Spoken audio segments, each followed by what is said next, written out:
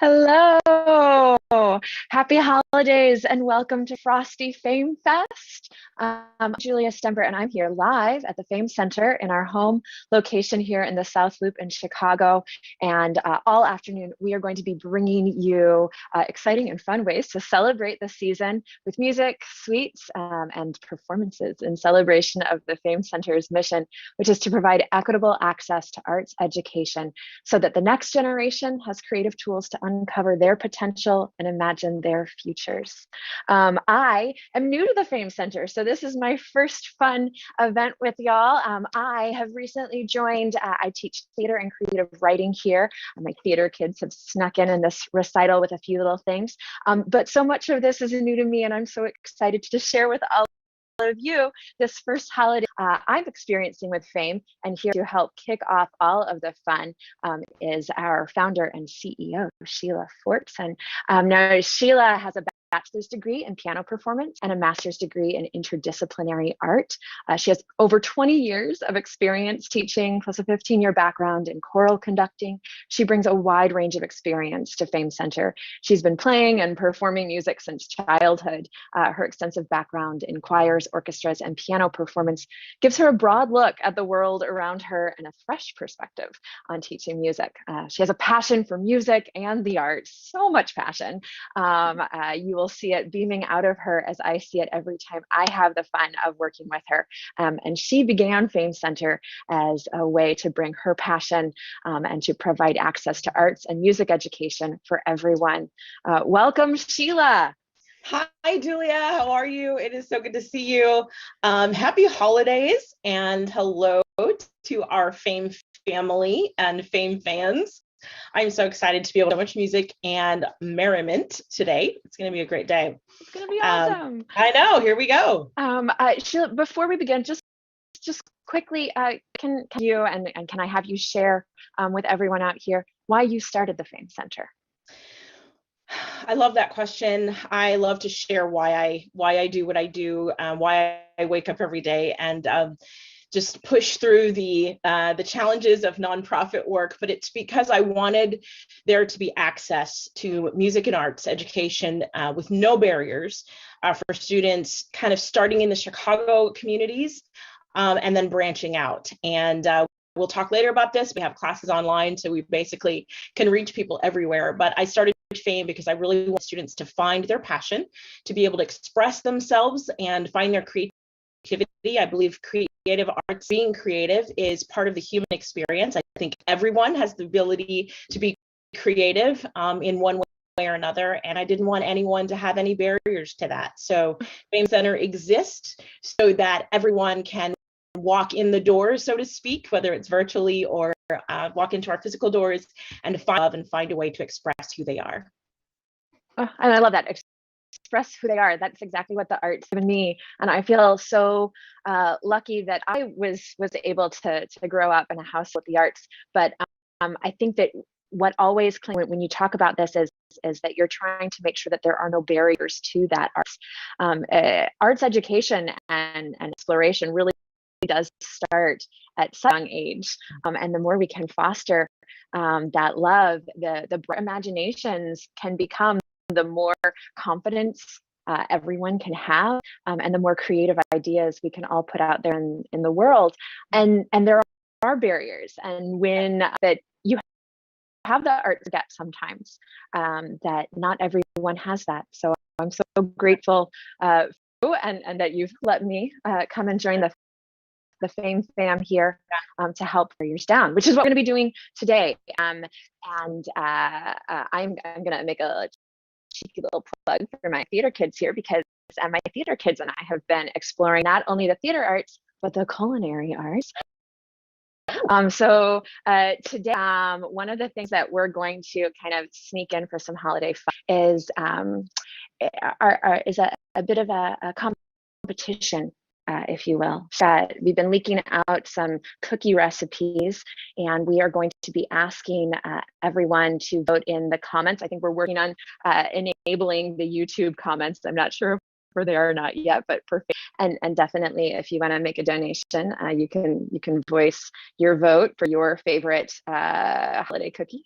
And the holiday cookie that we have been playing around with are snowdrops, peanut butter blossoms, chocolate crinkles, and molasses. And if I can steal the stage and promote my wonderful students here for a second, can we have a little bit of our first commercial in the culinary arts here? Stephen, who's manning the backstage, can you play that chocolate crinkle video for us?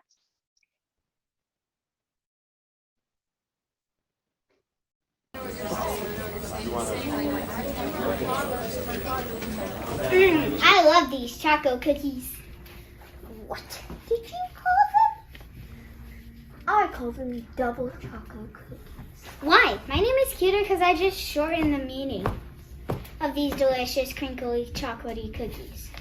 Well, my meaning is because they're double the chocolate, double the yum. Delicious. Wait, what does it matter what we call them? Yeah! They're still the delicious chocolatey, crinkly cookies that make our taste buds jump for joy. Hey, you want to come over to my house for the holidays to eat some of these delicious cookies? Of course I do. Great! Vote for chocolate crinkles!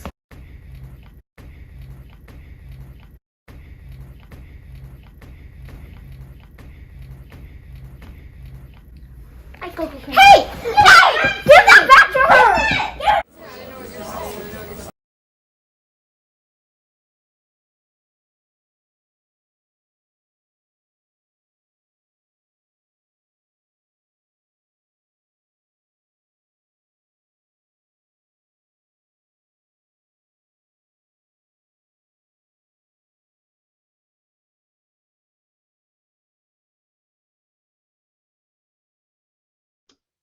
Okay, I think we're back. Okay. So we have the chocolate crinkles. We should tell you just now that I think as many cookies were eaten and stolen during the filming of these as we possibly could have. So apologies for all of the sweet tooths out there. And hopefully all of you are making some chocolate cookies in your own worlds. In addition to our wonderful cookie off here we have, we also have a silent auction, correct, Sheila? Yes, we have a silent auction with some amazing items on there. I mean, there's Bears tickets, there's Black Hawks tickets, there's two Bulls tickets, there's lyric opera, there's like a culinary chef to come in and create like a 5 meal or something like that. I mean, you guys go to the link for the silent auction for the end of this event and bid on something, because even if it's not for you, it'd be an awesome Christmas present for somebody in your life. So, and it goes toward a really great cause. Yes. All right. So what else are we doing today, Julia? So we're gonna have some adult fun later on. Okay. We've got a mixologist, Senor Secreto Linda Sullivan is going to be joining us to help teach us how to make a Win 25, and she's really great at explaining the cocktail as well as making some non-alcoholic versions. For those of you who do not have all the ingredients, you can make your own cocktail or cocoa. I love a good cocoa. But first, and before we start our recital, we do have some fun introducing and guiding folks through making their own watercolor. We have Caitlin, who's going to be shortly. Caitlin, how long has Caitlin been with Fame? Oh, is Caitlin joining us? There's Caitlin. Hi. Hello. How are you doing today, Caitlin? I'm good, thanks. How are all you doing? And where are you joining us from today? Woohoo. I love it. Caitlin, how long have you been with Fame? Almost, it'll be 2 years in the spring. So about a year and a half. That's awesome. You're still with us. I'm so glad that it's been a pleasure to be. I'm so glad that I get to be here. Regardless of how far away we are, I think that's my favorite things about some of the virtual things. Being able to give people a hug, they learn a lot of ways. Yeah.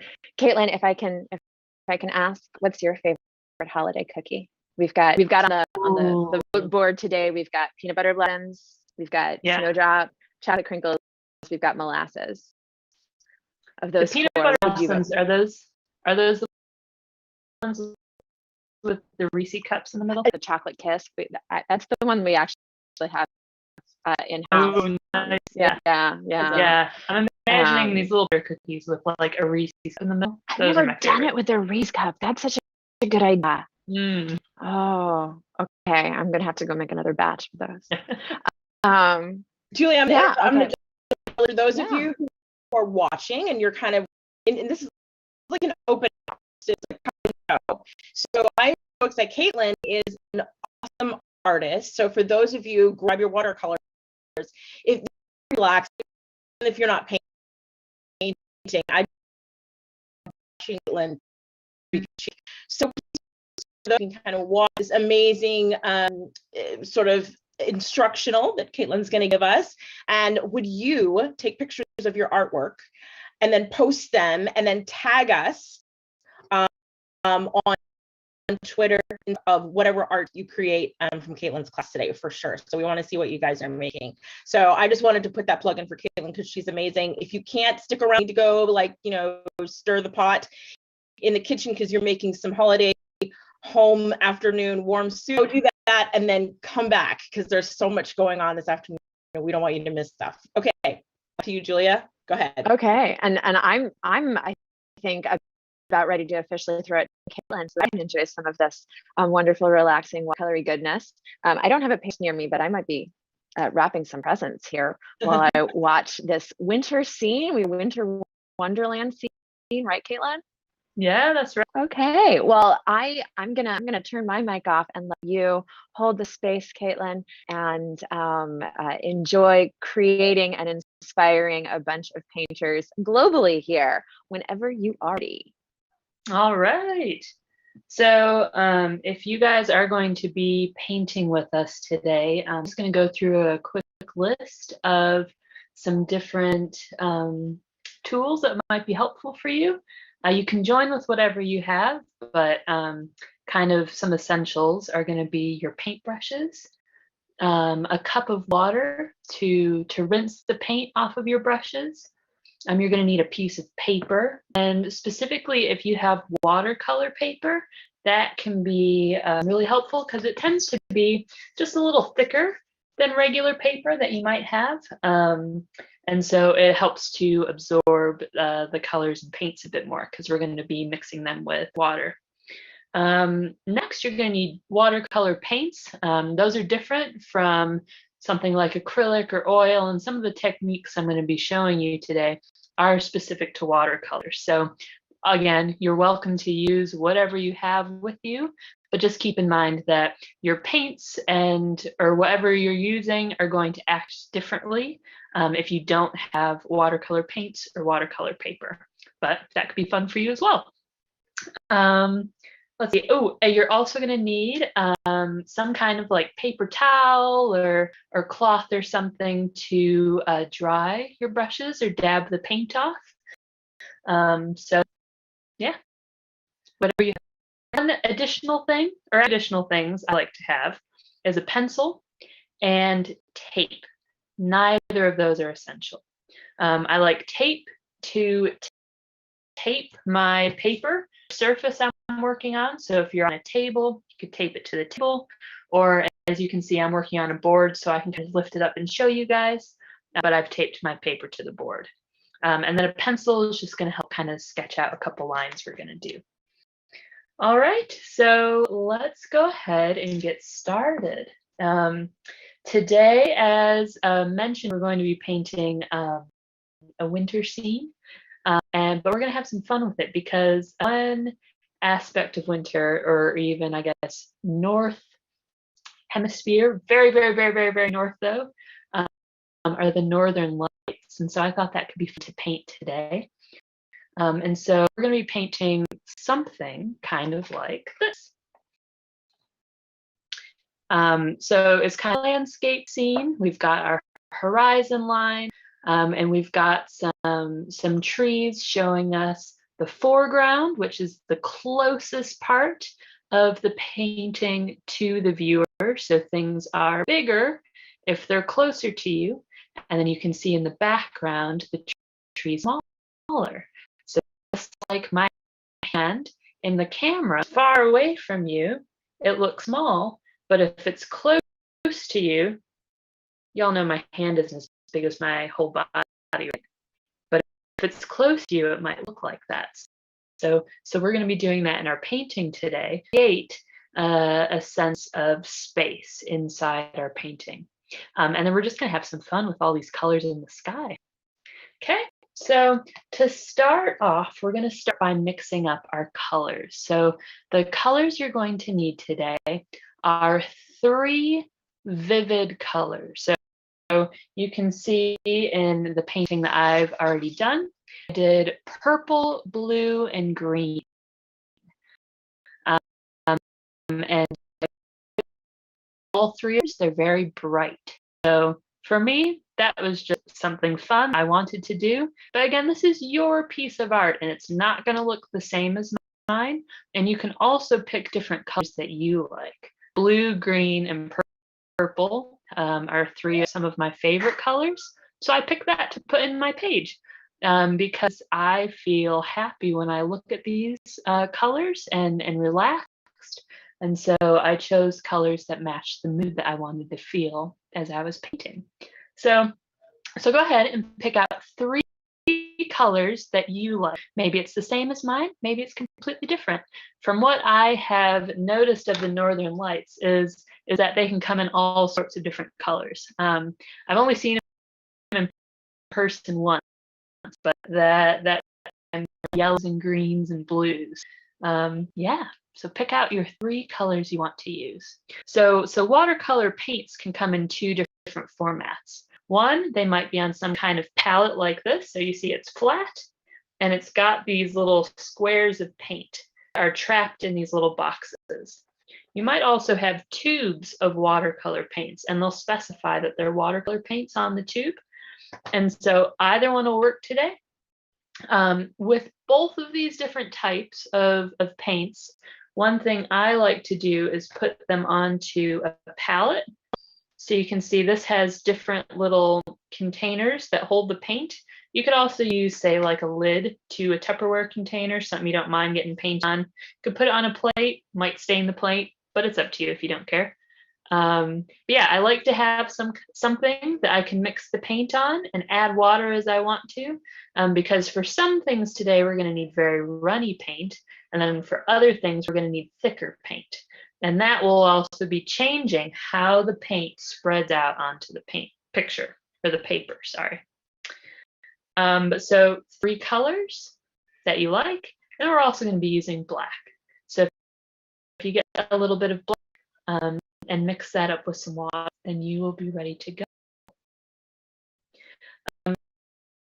On my palette, I do what I call paint puddles. So to create a paint puddle, I either squeeze a little bit of paint from a tube onto the palette, or I get a wet brush, touch it onto this, like these square paints, and so by touching it with a wet brush, that's starting to loosen up the dry paint, and you can kind of scoop it and then put it onto the palette. Might have to do that a few times, or you could just add water to the squares. But I like to move to a separate thing, which I mentioned a minute ago. I'll give you a minute to do that.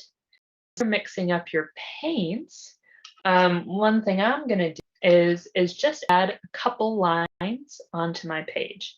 And also, if at any time you feel like I'm going a little fast, it's all right, take your own time. You don't have to go at my pace. Just keep in mind some of these skills that we're talking about and that I'm showing you. And then, yeah, feel free to go at your own pace. Okay, you should have some paints going, or you're getting them ready.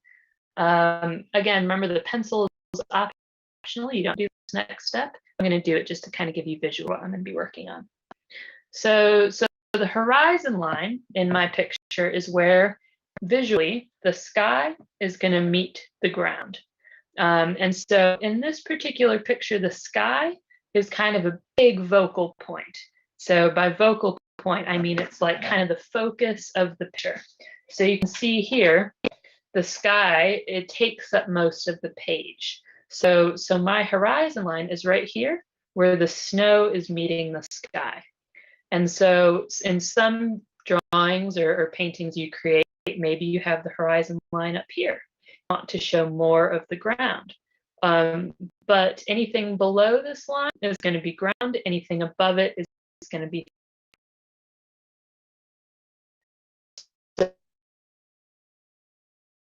So that is just creating the look of maybe some piles of snow or some kind of hills. You can do it straight, you can do it a little hilly. Maybe you want to add some mountains in the distance. Again, you're painting, do whatever you like. But so I'm going to go ahead and do that on mine. Again, kind of towards the bottom of the page. And when you're sketching out some lines to do watercolor painting, I like to try and sketch really lightly with my pencil, and then the lines don't show through. So I have drawn, I think you guys can see that. So essentially the line just goes straight here, but I've added a couple kind of curves to create the look of snow. Maybe I'll add a little like couple more lines, and those are kind of guidelines for when I add some paint in a little bit.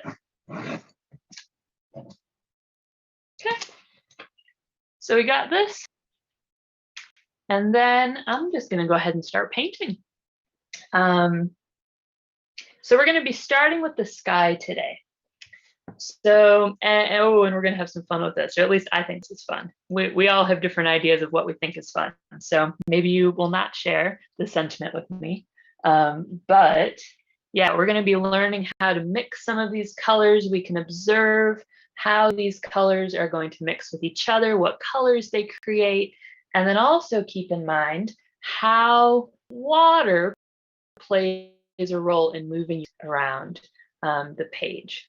So for the sky, because we want the paint to kind of flow freely, you can see these colors, they all kind of flow freely along the sky. And so I'm going to first wet the part of the page that is the sky, and then I'll be ready to add some paint. So I'm taking a clean brush, or cleanish. My water's dirty already because I've been painting. So it'll be cleanish water. And I'm just going to wet everything above my horizon line. Okay, so wet brush, and I'm literally just wetting the page.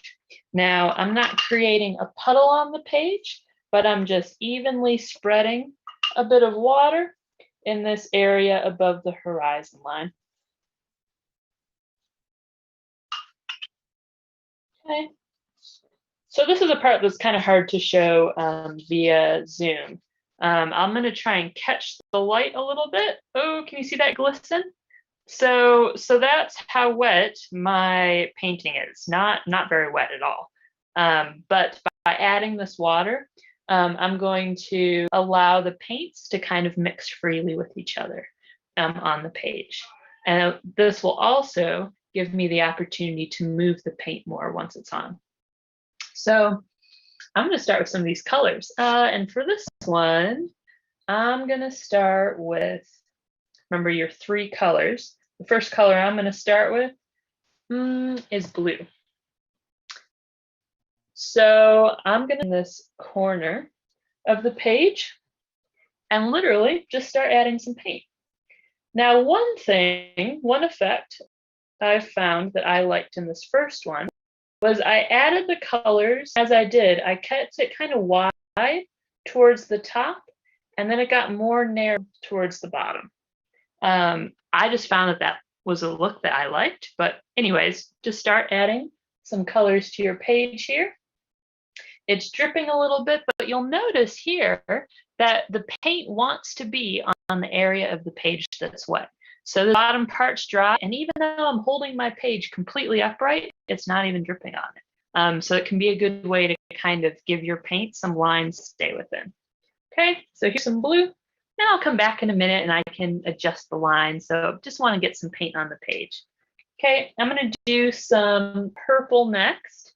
So I'm going to start kind of wide up at the top here. And then I'm going to kind of swoop in and kind of get smaller in the distance. And so you might notice I get a bunch of paint on my brush, and then I just kind of move it back and forth. Something I also would have liked to mention is I'm using for this a round brush. So you can see it's kind of thick and a little bit bigger. And that's because I'm spreading paint over kind of a wide area. It's not very detailed work. I'm trying to move paint around quickly and kind of evenly. Okay, so again, we've got 3 colors we're working with. So I'm going to scoop up some green and then go ahead and add this. And I'm overlapping it a little bit with the purple, starting off wide again and then getting kind of skinnier towards the bottom there. Okay, and so for me, I'm just going to keep adding these colors in kind of like a pattern format. So I'm going to do some blue next. It's different types of pattern, but for this one, it's going to be each color after in the kind of the same order. So blue, purple, green. And I'm just going to keep doing this until this whole background is covered with paint.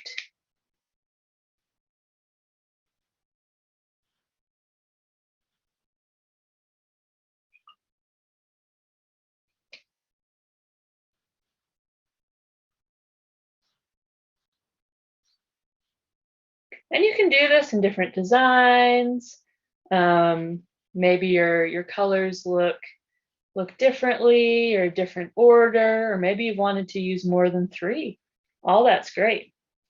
But so now that I've got these colors on the page, I can kind of manipulate them a little bit. So by that I mean move them around on the page.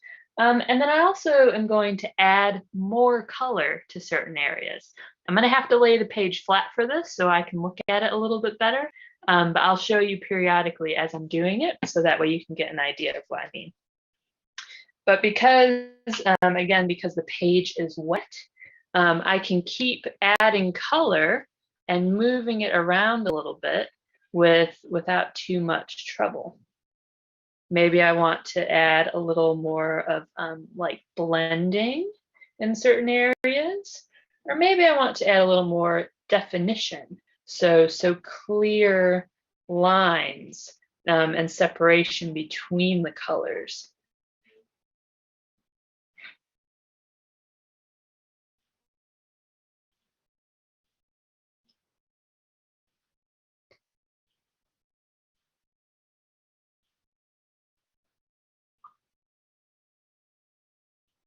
And as you're painting, maybe just take a minute and check in with yourself too. How are you feeling?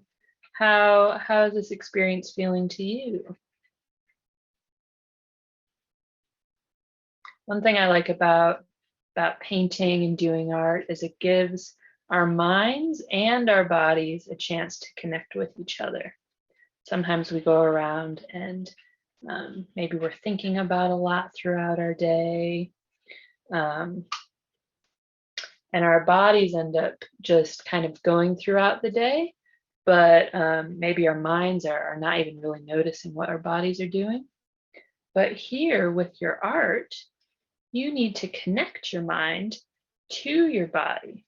So my body has to be thinking about, what is my hand doing? How can I be moving this brush? Maybe you notice your breathing chills out a little bit.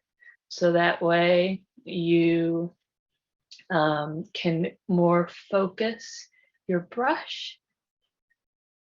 So just check in with yourself. If you are feeling tense, just take a minute to relax. There's no pressure here. Okay, so I've just been adding colors to this page. They're all going kind of wild, which is fun. So we've got kind of a pattern going up here. One thing I might want to do, I think for me, is I want them to blend a little bit more. So now that I've added these colors to the page, I'm gonna take a fairly wet brush, but without much paint, and swipe it in between these colors. And by doing that, that can kind of, it picks up a little paint, but it also just kind of squishes them together at the same time. Okay, so I'm gonna leave my sky like this for now. And that's another fun thing about watercolors is you can always come back. There's some paintings I'll do and then like them, feel like they're, you know, it's time to take a break on them for a little bit. And then in say, I don't know, something, maybe a year, maybe more, I'll like come back and be like, ooh, I'm gonna add this. So you can always add more to your painting anytime you like. Okay, so now we're gonna be done with the sky for a little bit. This is also going to give it a chance to dry because later we're going to be adding the silhouettes of trees and stuff in front of it. And so it's going to need to be dry for that. So that way the black doesn't just mix in with all these colors. Okay, but so the next thing we're going to do is snow. Now snow is interesting because it's going to give us a chance to observe lighting a little bit. So snow looks pretty white to us on the ground. And the paper's white, right? And so rather than painting the snow, we're not going to add white paint here because the paper's white, but rather we're going to be painting in shadows. And so shadows sometimes we think of shadows as being like gray. If you think of Peter Pan's shadow, it kind of follows him around and it's gray, right? If you've seen Peter Pan.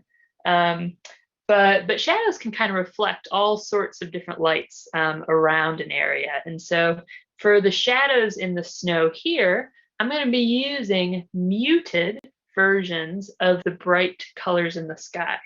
So by muted, I mean less vibrant. Remember at the start when I said mix up 3 vibrant colors, so that means really bright.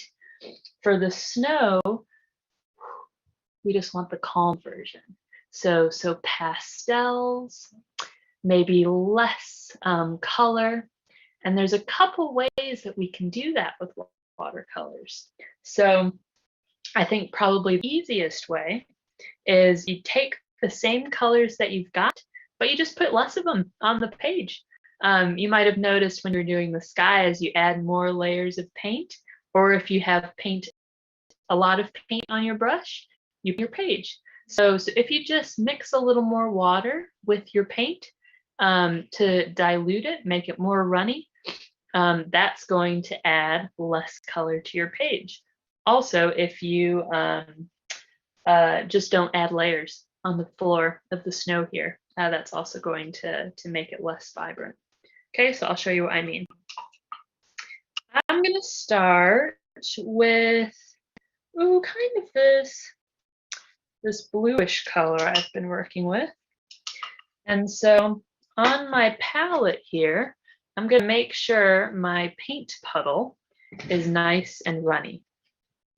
So it's going to have a lot of water with it.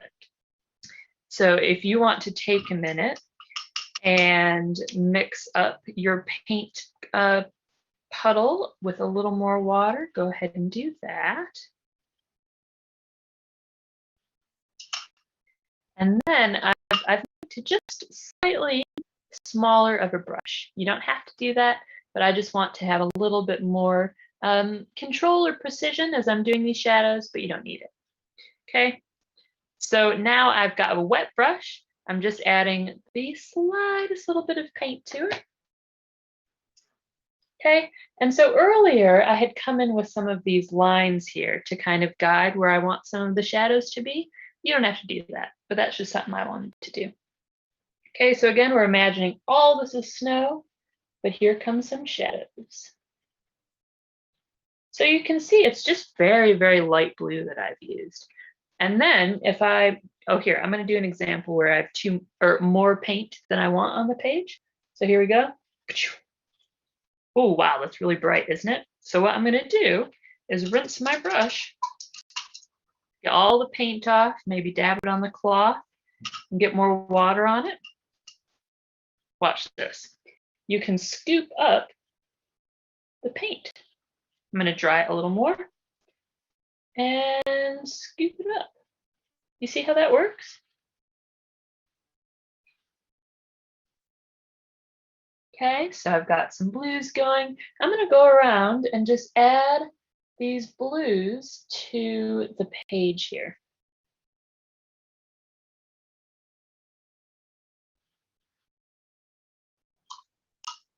I'm coming back in with my drier brush to spread them out a little bit.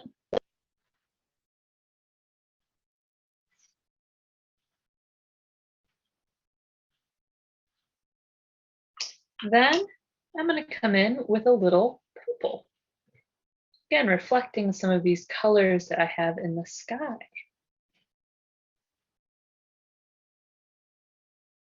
And so you can just kind of add these colors around the snowy areas here.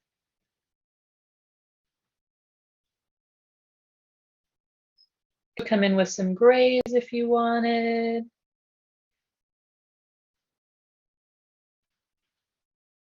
But so we're just adding a little dimension and showing that there's some stuff going on the ground here. I'm gonna lay my page flat for a minute so I can see a little bit better what I'm doing. I think you guys have seen kind of what I'm up to with the shadows here for a minute.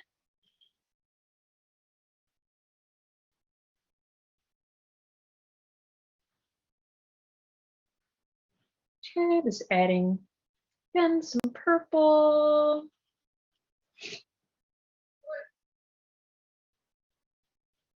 And then as some of the last shadows that I'm going to do to this area, I'm going to get my black for the first time. And so remember, so just like with these colors, black out of the tube or off the little squares is going to be very like potent. So it's going to add a big impact to your page. But if you water it down a lot, it gets lighter and lighter and lighter and can be almost like a gray. So I'm going to get a nice watery black paint puddle. And one thing you can also do is if you have extra paper around you, you can always test your painting on that page before you add it to whatever. Okay, so here are the shadows that I have now on the snow. So wow, I think it snowed a lot here. I don't know where you guys are all joining from, but we really haven't had snow yet in London. So I kind of look forward to playing in snow like this.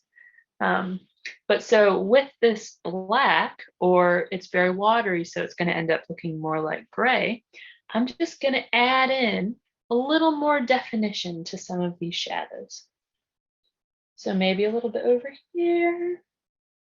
Just kind of eyeball it, see what looks good to you. One kind of regular place I would recommend is the horizon line. So I want to create a look that it's going off into the distance. And I found that by adding more shadow, we can do that. So I had some black on my brush. I've put it right on the horizon line. And you can see that it's pretty darn dark, right? It's darker than I want it to be. But I'm going to continue with that technique I showed you earlier, where we just get our brush a little wet again. And we can spread it out and scoop it. I'm going to lay this flat again for a minute so I can see it a little better.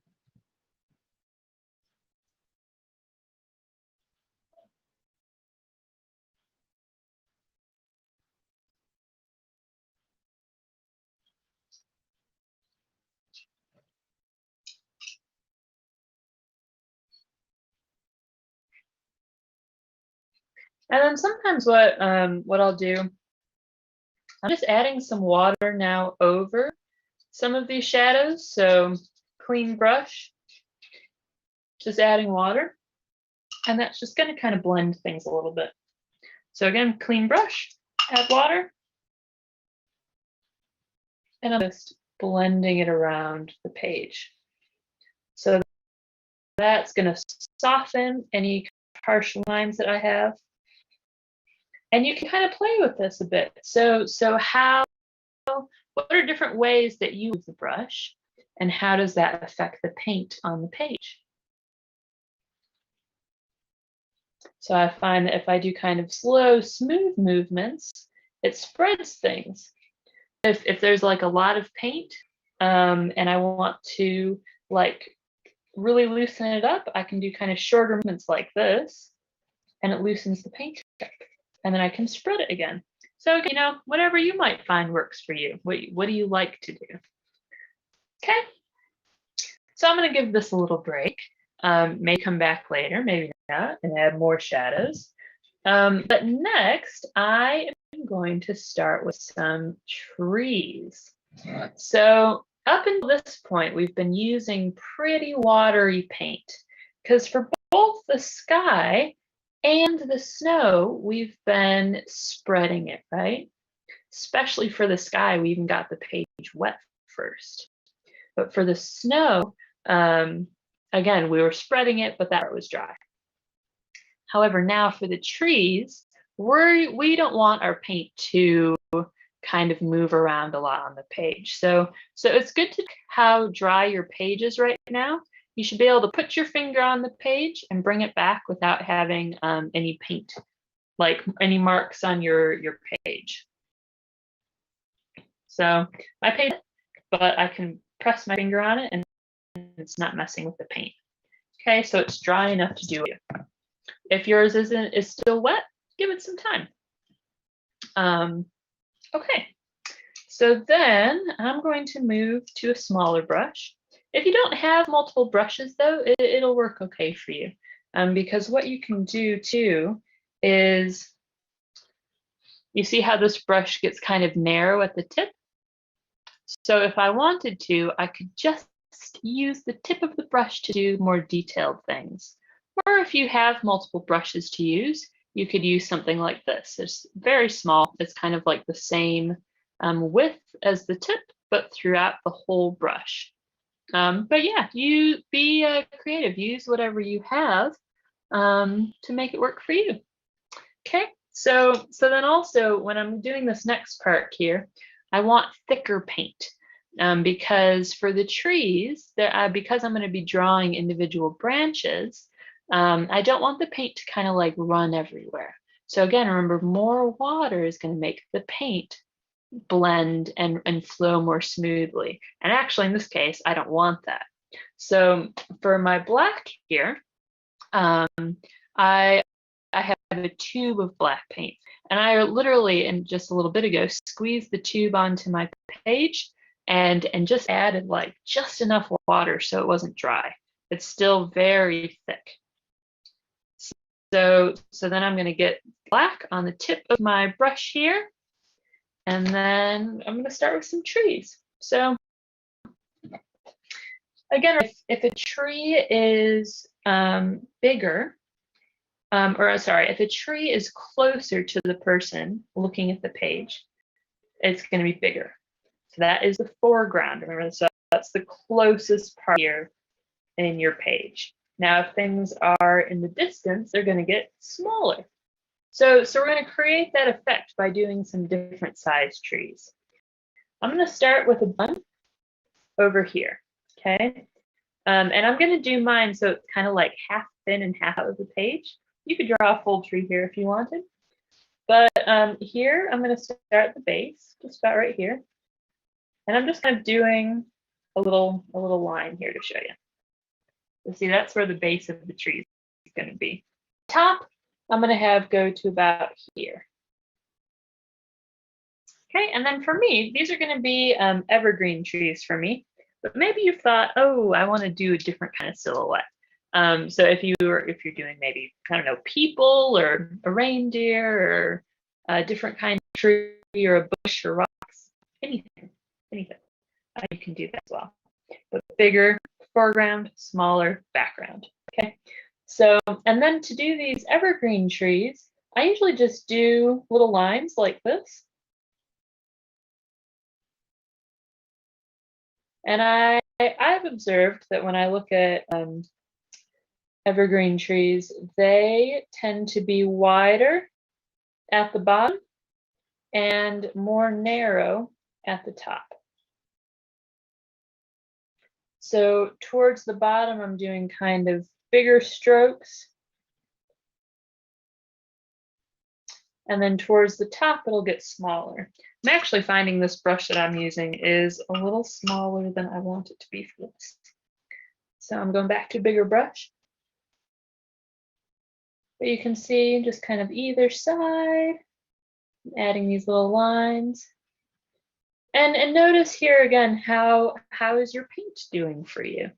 So is it a nice consistency? Are you able to put it on the page and not have it run around all on its own?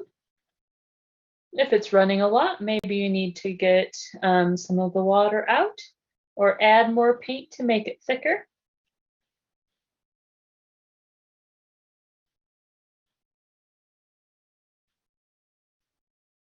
Okay, so here we have an evergreen tree silhouette.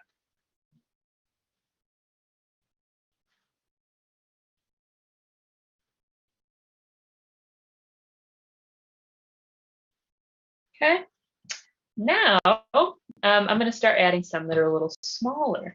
So maybe out into the background here, I'm going to start with the top there and the bottom there. Can you guys even see that? Dot and dot. And so, again, at the bottom, it's going to be wider, but at the top, it's going to get really narrow.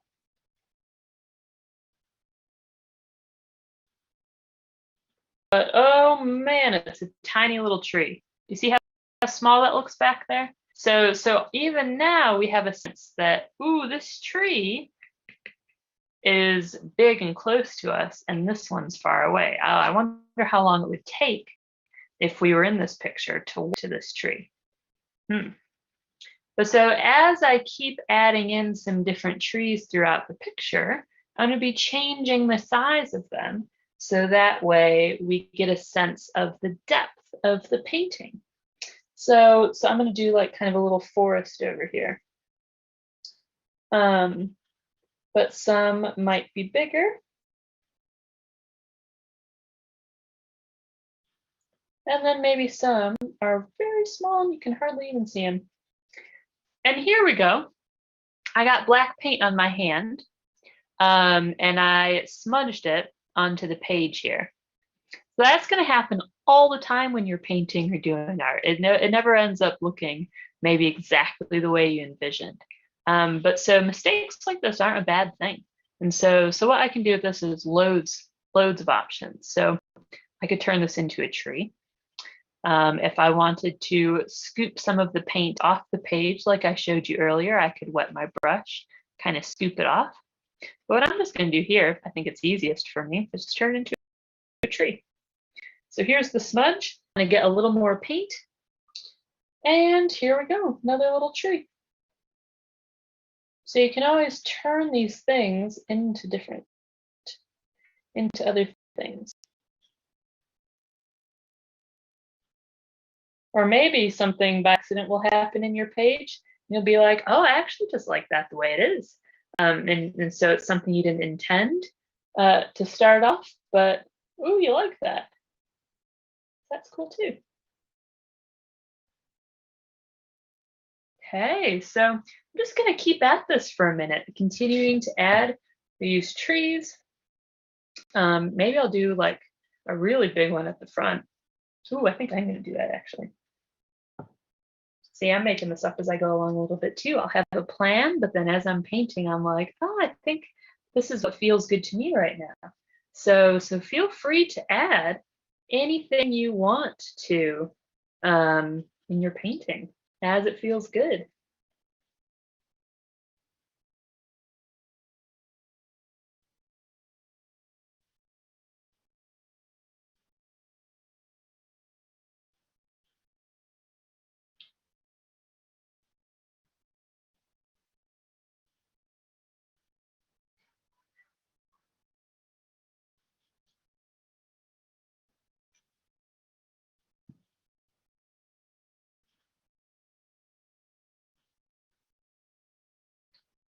And so remember, so think about these different things that we have been practicing today. So we've done some work with perspective, creating a sense of depth in that picture, so the things far away and close to us. We've learned how to blend colors and spread them out over a large area of the painting. We've also learned that if you make paints a little thicker, so adding less water, we can do more detail work. And so these are things you can take into account on all sorts of paintings you might do with watercolor, different types of paint, and things like perspective and landscapes are things that you can use in all sorts of paintings or photographs as well.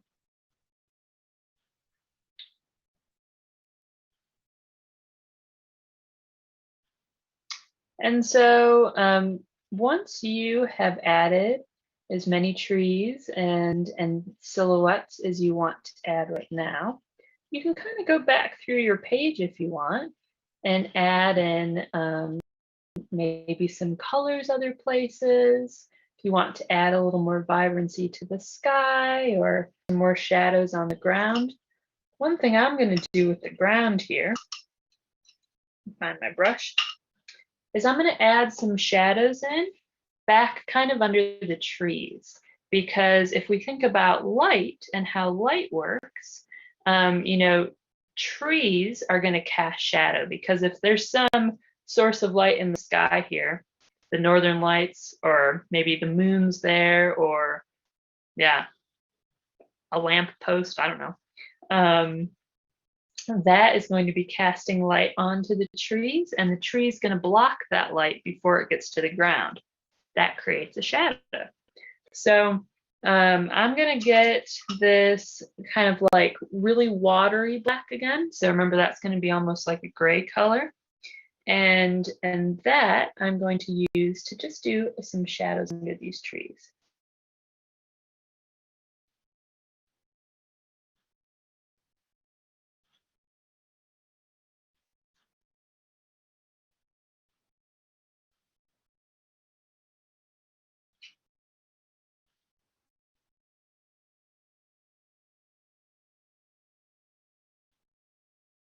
That will also make it look like the trees are not floating.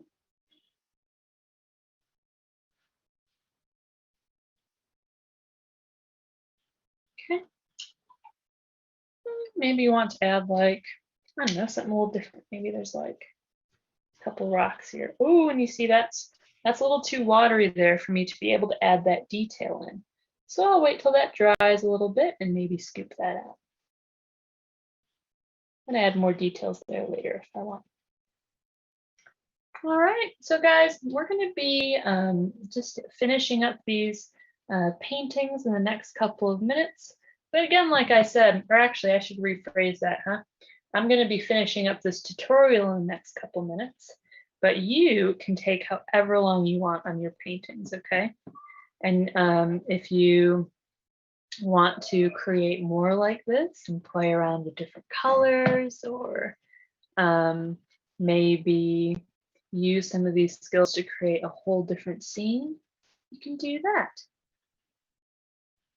that. But again, as Sheila mentioned, if you want to take a photo of your work, you can share it with our FAME email address. We all love to see what you create if that's something you want to share, but there's no pressure to do that either. I hope you've enjoyed our time today, and that you like what you create and that you had fun.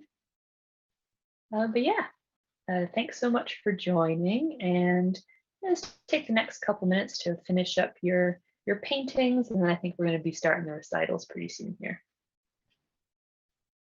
Caitlin, thank you so much. That was as Sheila put it, relaxing to take in and inspiring. And definitely, if anyone was painting along, please share your images of your creations. And of course, you get to sit at home and continue to do your painting. So if you need to keep touching things up, we'll soon have a little bit of music to spur that creative energy to finish up the paintings. Yes. And Julia, I think we're recording this as well, right? So if people didn't get to paint this time around, they can, go back to the Facebook Live or the YouTube and, forward it to this hour of the paint lesson and get all their supplies ready and paint on their own when they have time. So yes, don't feel like you missed out. If you didn't get to paint this time around, you can always go back and do it later. Thank you, Caitlin. Yeah, and whenever you paint the picture, please send it our way. Yes. Caitlin, before you run away,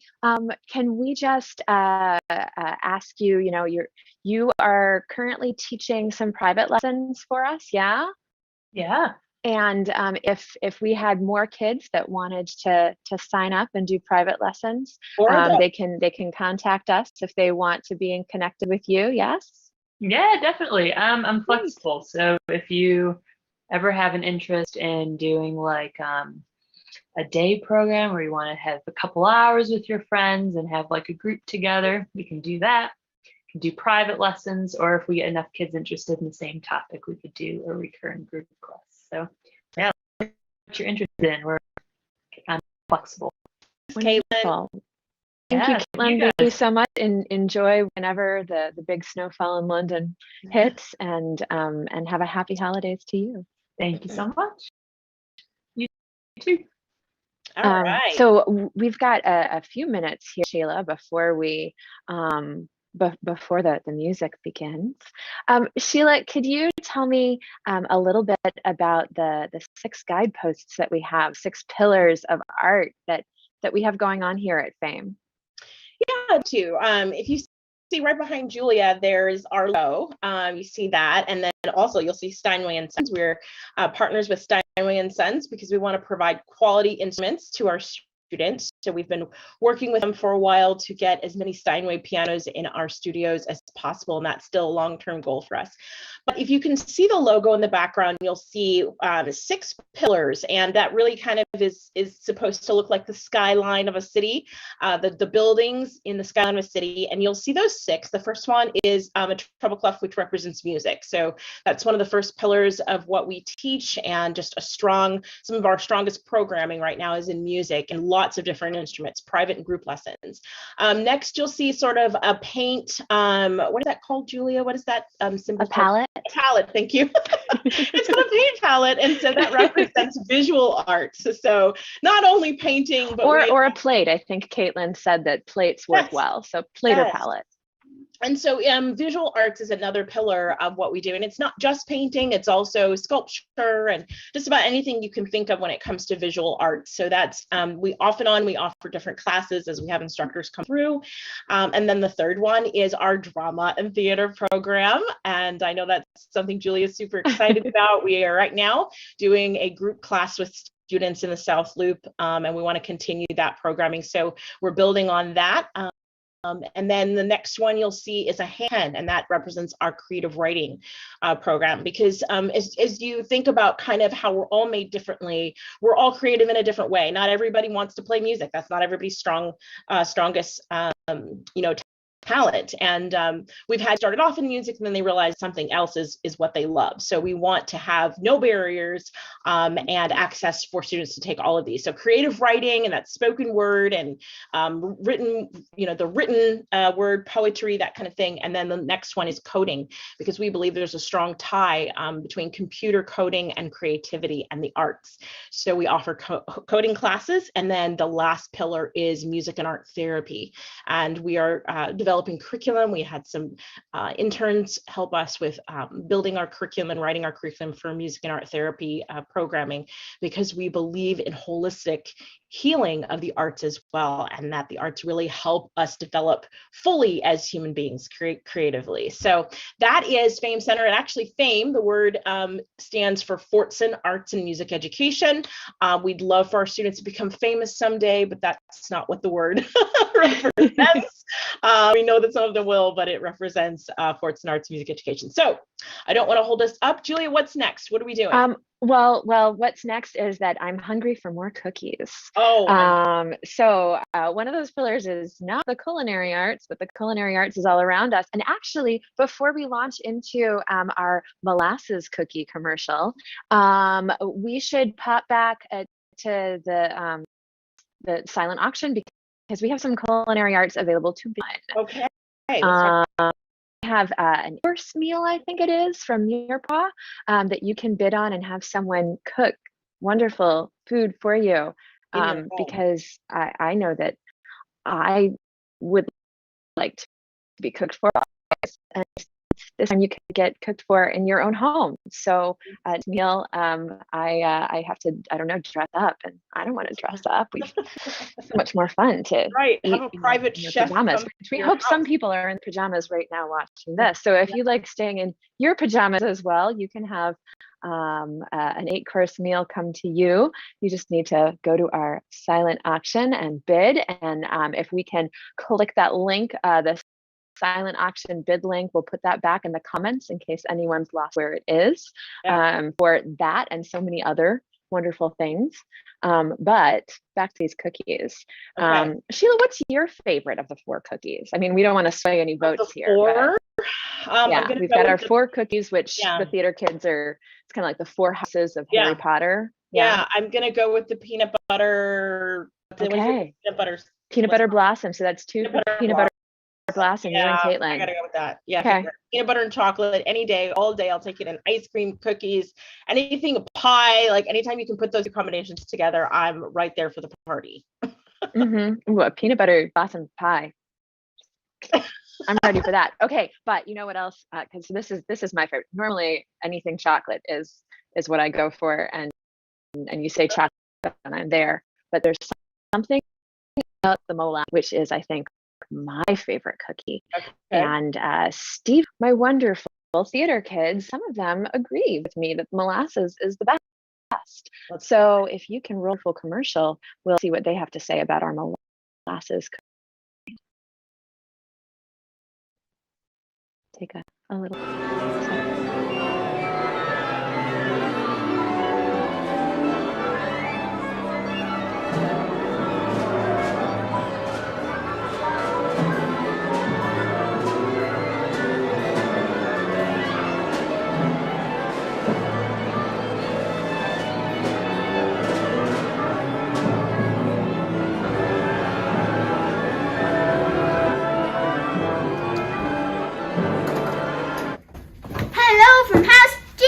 I want to tell you about my favorite cookies, also called Gingy Snaps. They're soft and they snap. My Uncle Dave loves them so much his family calls them Dave's cookies. I call them Gingy Snaps, but mostly I call them good. They're soft and crunchy and yummy and delicious! Vote for molasses cookies because they're yummy and you should have one. This message is brought to you by Ingrid, a lover of molasses cookies.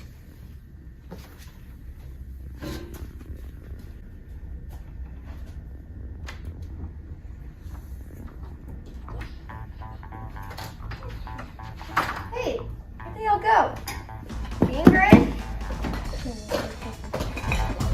What are you doing? We want some too.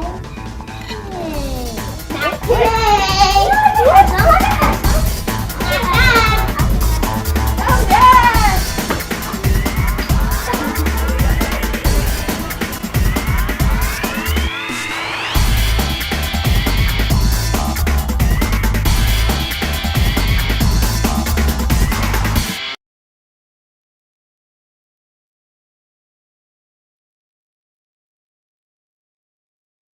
See, this is why I love molasses. It's an action adventure, and we definitely ate a lot of molasses cookies that afternoon, which is not to say that the only reason you should come and have some fun in a theater class is to eat cookies, but sometimes you have to have edible props.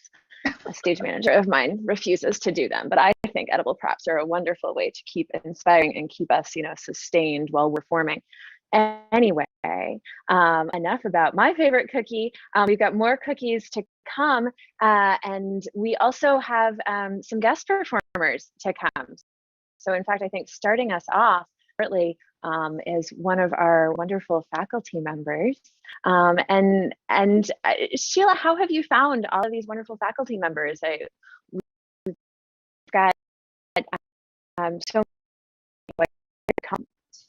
Oh my goodness, I don't even know if I can answer that question. I feel like when we have a need, we post, on Indeed, and we post on our Facebook page that we're looking for teachers, and seriously, they just sort of find us, and then we try to choose absolute best, because we want our students to have the best of the best when it comes to instructors and teachers. So I am thrilled about faculty that we have, and who is performing first? See, Julia, are you frozen? A lot of different partnerships. Okay, you were frozen for a bit. I might have missed that question. Can you tell me? I was the frozen one. Yay, technology. I think I've got every screen up here trying to watch videos that we've got posting on. I was just going to say that a lot of our faculty are also performers here in Chicago. A lot of our music faculty, theater faculty, and as we know with Caitlin, she's creating her own art right alongside the art that she's helping cultivate.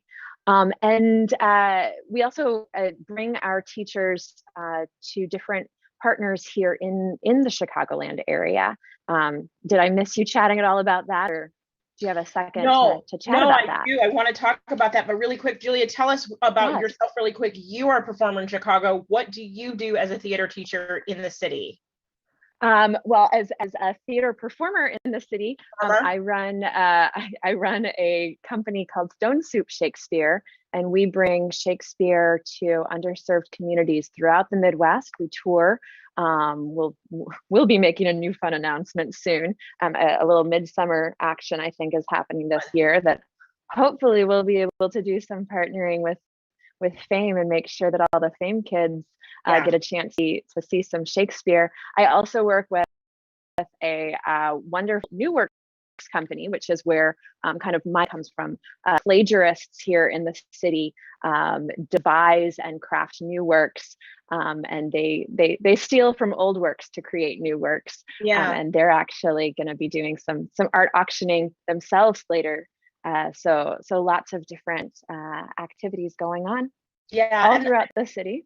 And I ask because I want people to know how talented you are and how talented the rest of our faculty are. I mean, just stellar. I mean, you can go on our website and read their bios. They are just some of the most talented performers and instructors in the city of Chicago. We're lucky. I'm grateful because I love that our kids have the best of the best to learn from, and it's going to help dreams and go as far as they possibly can. So I know for me, the biggest influence in my life was my instructors growing up. So I'm sure that's kind of the same thing for you.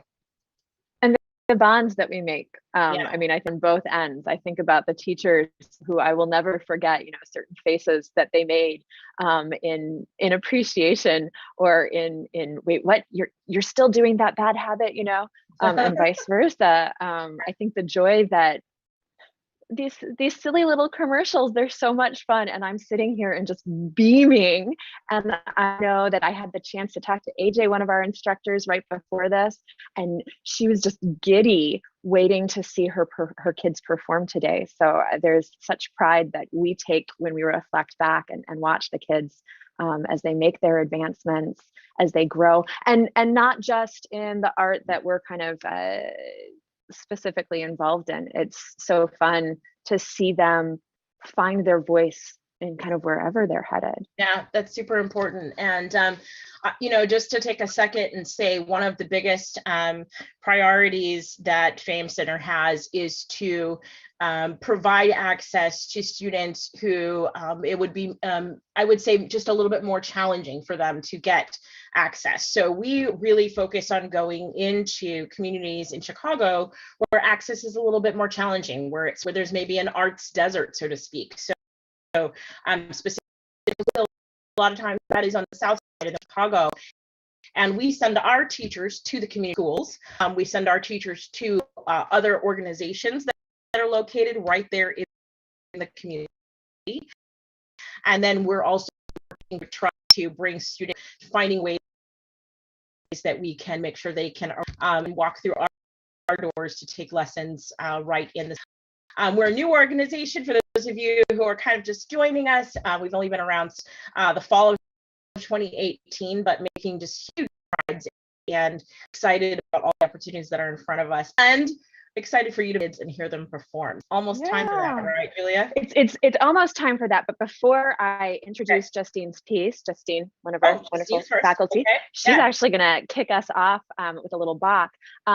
One wonderful thing that it is the holiday season, and I know that there's a chat about kind of changing the kind of gifts we give so that we're not just giving the tangible, but giving experiences. And we have that opportunity here at FAME. If you are interested in giving a child in your life a taste, whether you know that they desperately want to have a 6-week course of lessons in ukulele, or whether you don't know kind of where they fit in, but you are eager for them to explore, please contact us, and we can put together a gift card or get them signed up for something as part of their holiday gift to themselves and then to you for years to come as all of the people get to experience their music.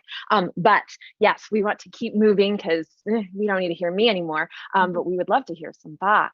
So Stephen, I'm going to ask you to help us get Justine Teo, who's doing violin. She's doing 2 movements from Bach's Partita in D minor. I've already heard a little bit of it, and y'all are in for a super wonderful treat.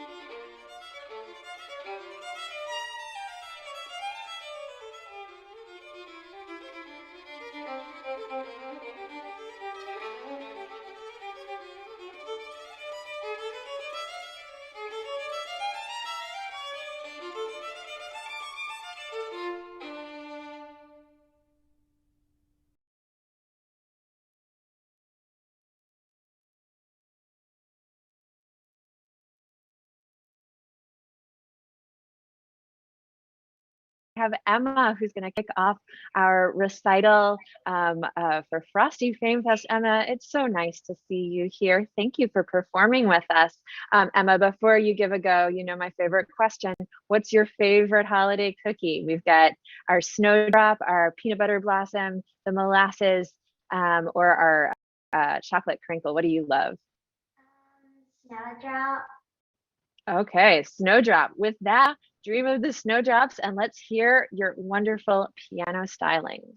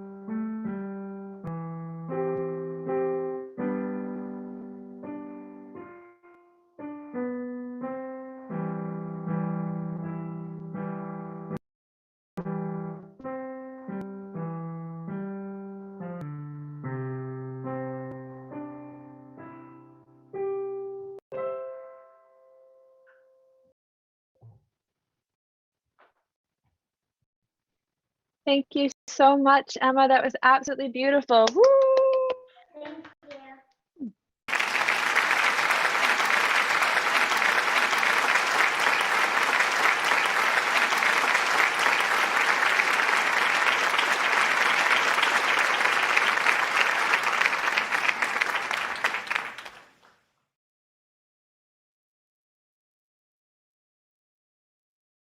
And Ace is going to be performing guitar. He studies with Josh. I see him arriving. Hi, Ace. How are you today? Good. I love your style. Ace, what's your favorite holiday cookie? I don't know.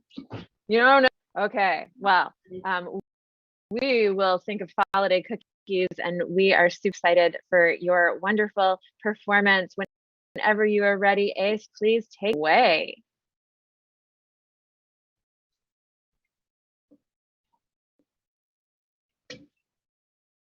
When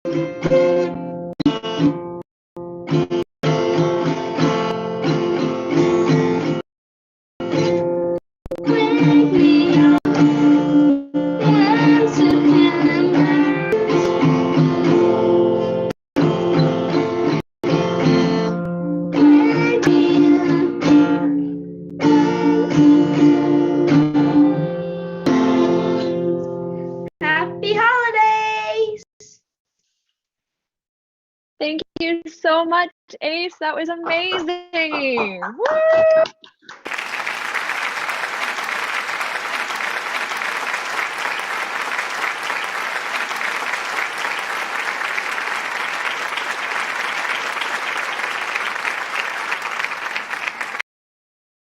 You perform circles around Green Day, if I do say so myself, Ace. Thank you, and have a happy holiday. Now that Ace is finished, thanks, Ace. We are moving live into the FAME Center, where we have a few performers here with us. We are going to move on to London Akins, who's going to be on piano. Let's get London all taken care of. We're going to London sideways. Justine, if you can hear me, turn that camera a little bit. Love a few technical difficulties. How is it now? Is it okay? You're sideways. Still Can you tilt the sideways? camera? Can you tilt the camera? Yeah. You might need to move the whole camera there. Okay. There we go. There we go. Yeah. Okay. Got it. How does this look? Perfect. You both look wonderful. Hi, London. How are you? London. London, we're gonna give you the all clear here to perform. London, what are you performing?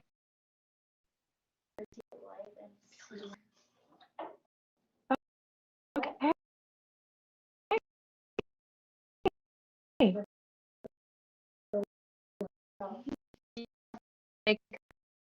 No, I just like Any cookie. Okay, we'll see if we can help you out, London. London, we are going to give you the floor now. Whenever you are ready, please start your amazing performance.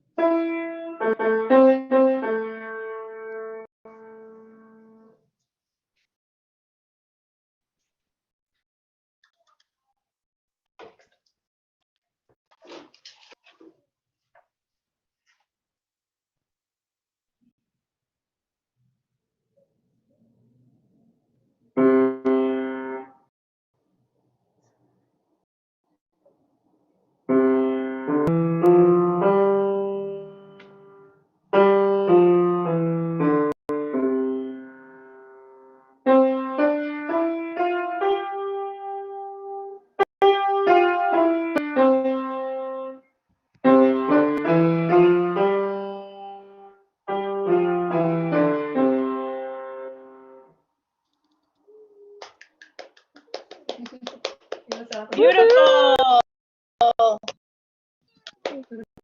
That was beautiful. Thank you, London. Take a bow.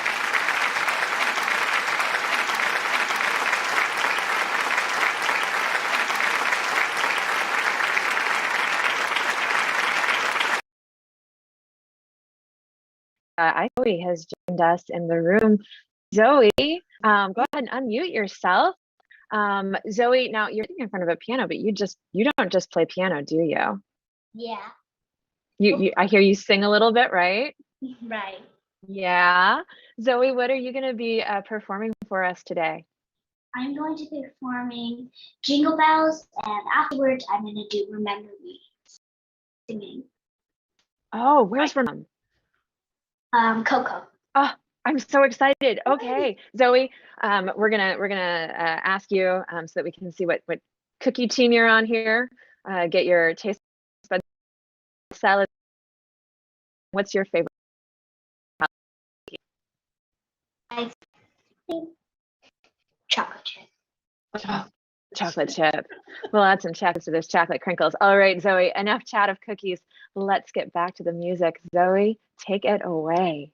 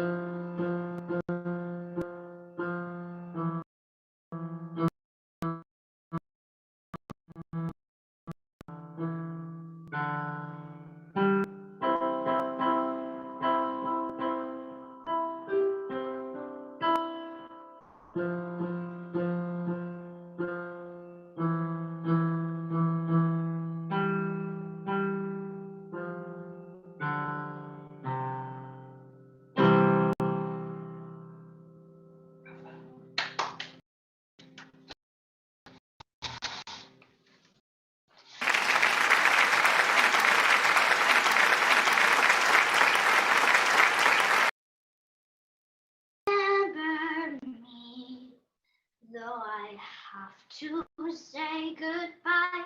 Remember me, don't let it make you cry. For even if I'm far away, I hold you in my heart. I sing a sacred song to you each night we are apart. Remember me, though I have to travel far. Remember me, each time you hear the sad guitar. Now that I'm through the old way that I can be, until you're in my arms again. Remember me.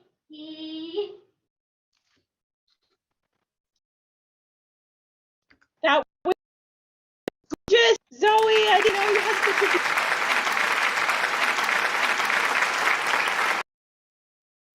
a Zoe, we hope that you have a wonderful afternoon. Please take a bow after that gorgeous performance. Thank you, Zoe, and very happy holidays to you. Thank you. Thank you, Zoe. You too. Happy holidays to you all. All right, after that gorgeous performance, we get to come back here to the FAME Center where we have yeah. Hello, how are you doing? Good. No, what are you performing for us today? I'm performing Runaway Rabbit on the piano. All right, when you are ready, please enjoy your music and let us enjoy it as well.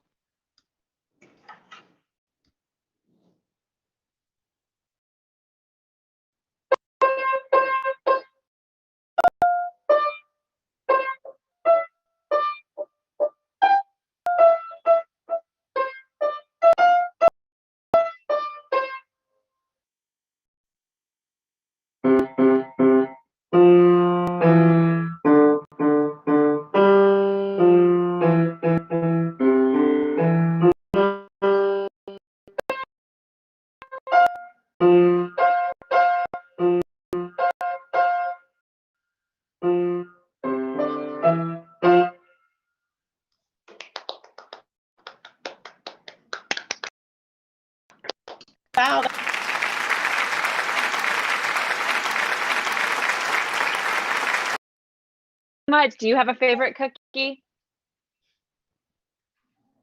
I like shortbread cookies. Ooh, Shortbread. Oh, they're not on our list. There are too many cookies. We need All more. right. We need more. Okay, my fans are going to be happy about that. Thank you so much. Have a wonderful, wonderful afternoon. I think that we are going to move from our Fame Center family here to Catherine Tracy. Let's pull Catherine in and say hello. I think Catherine's going to be Hi, singing for us Catherine. here. Catherine's at home. Hi, Catherine. Welcome. Hello. Hi, Catherine. Catherine, what are you going to be singing for us today? I will be singing Dead Mom from Beetlejuice, the musical. Ooh. I'm so excited. Okay.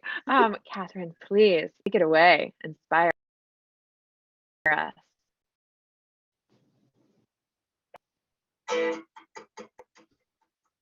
Hey mom, dead mom, I need a little help here. I'm probably talking to myself here, but dead mom, I gotta ask, are you really in the ground? 'Cause I feel you all around me. Are you here, dead mom, dead mom? Dead mom, I'm tired of trying to iron out my creases. I'm a bunch of broken pieces. It was you who made me whole. Every day, Dad's staring at me like I'll hurry up, get happy, move along, forget about your mom. 'Cause Daddy's in denial, Daddy doesn't wanna feel. He wants me to smile, clap like a performing seal. Ignored it for a while, Daddy's lost his mind for real. You won't believe the mess that we've become. You're my home, destination, and I'm a strange creation you held in my hand, and life came easy. Now jokes don't land, and no one sees me, nothing seems to fit. Mama, is this it? Are you receiving? I want something to believe in, or I'm done. Take me where my soul can't run, where I'll be in my bedroom. Wake me when I'm 21. Daddy's moving forward, Daddy's losing mom. Mama, won't you send a sign? I'm running out of hope and time. I got myself lightning strike, up a nuclear bomb. No more playing Daddy's game. I'll go insane if things don't change. Whatever it takes to make him say your name, Dead Mom.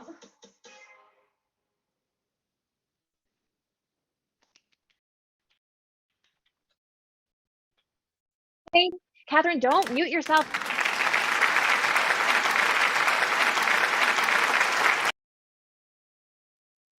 Uh, 3 years? Oh my gosh. Oh, it's so You sound exciting so to have good. you here, part you. of this Fame family. You've got such presence there, even in a Zoom room. Catherine, you have a very happy holidays. Thanks for joining us on this for Frosty Fame Fest. You as well. Thanks, Catherine. Okay, we're coming back to the Fame Center. We've got Layla's ready, I think. The camera. She's here. Oh, there we go. Hi, Layla. How are ya? Hi, Layla. Layla, what are you performing for us today? 3 little kittens and the hat I like Wonderful. Well, please have yourself a seat at that table, the piano, and get yourself ready to perform. Nice festive holiday wear there. Oh, pretty dress. Layla, you're ready whenever you are.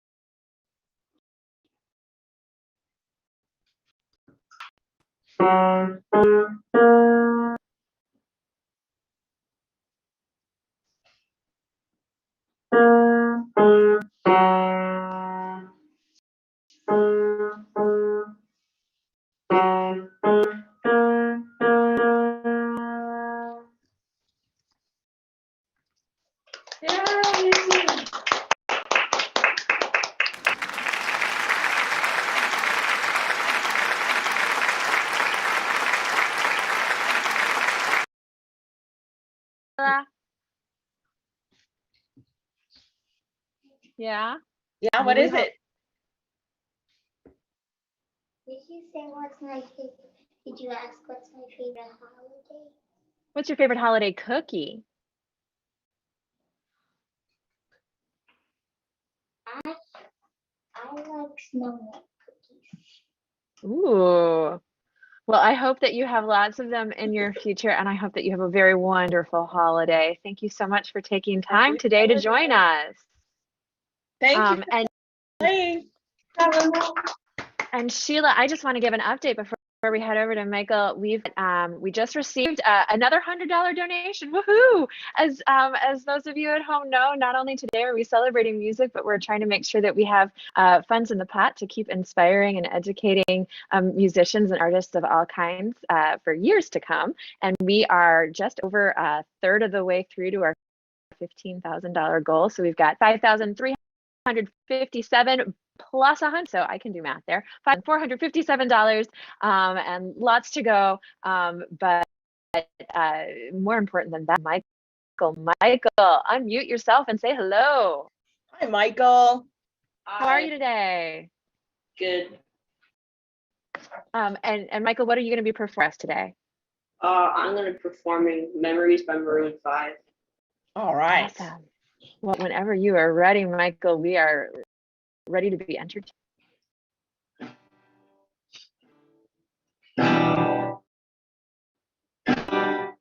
Cheers to the ones that we got. Cheers to the wish you were here, but you're not. Cause the drinks bring back all the memories of everything we've been through. Toast to the ones here today. Toast to the ones that we lost on the way. Cause the drinks bring back all the memories. And the memories bring back memories. There's a time, remember, when I did not know pain. When I believed in forever, and everything would stay the same. Now it feels like December when somebody says your name.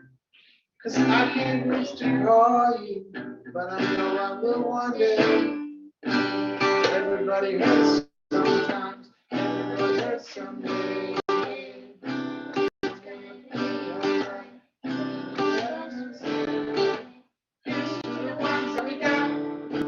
Cheers to the wish you were here, cause the drinks bring back of everything we've been through. Toast to the ones here today. Toast to the ones that we lost on the way. 'Cause the trees bring back all the memories. And the memories bring back, memories bring back you.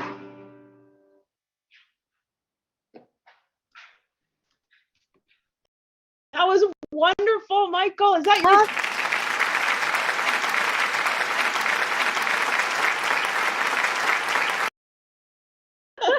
Happy holidays. Great job, Michael. Thank you. All right, Keep it up. Keep practicing. You have a bright future ahead of you, Michael. Yes, love a full family I know. family activity there. Very well get to have a chance to do our own little sing along with our family here at the end. So stay posted. But next, I think we're going to Raina. Do we have a Raina? We have a Raina. Raina. Hi. Raina, how are you today? Hi, Raina. I Raina. remember you from summer camp. It's so good to see your face again. You too. Oh, you're so Raina, sweet. what are you performing for us today? So I'm going to be playing Lemonade Stand from the book, and then I'm going to play All I Want for Christmas Is You, and I'm going to sing. You're gonna sing for us? Yes. Okay, Raina, we will let you entertain us now. Whenever you are ready, please dazzle us.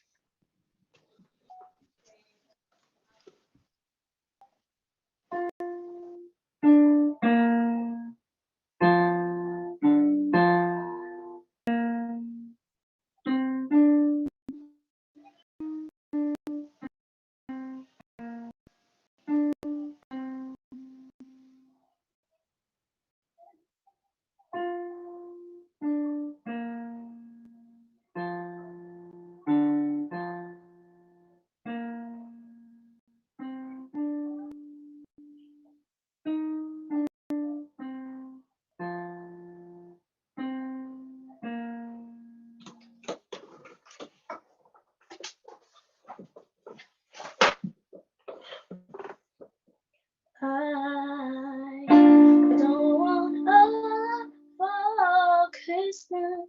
There is just one thing I need. I don't care about the presents underneath the Christmas tree. I just want you for my own, more than you could ever know. Make my wish come true. All I want for Christmas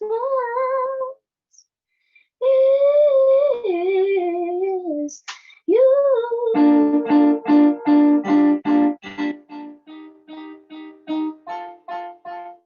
Don't want a lot for Christmas. There is just one thing I need. I don't care about the presents underneath the Christmas tree. I don't need to hang my stocking there on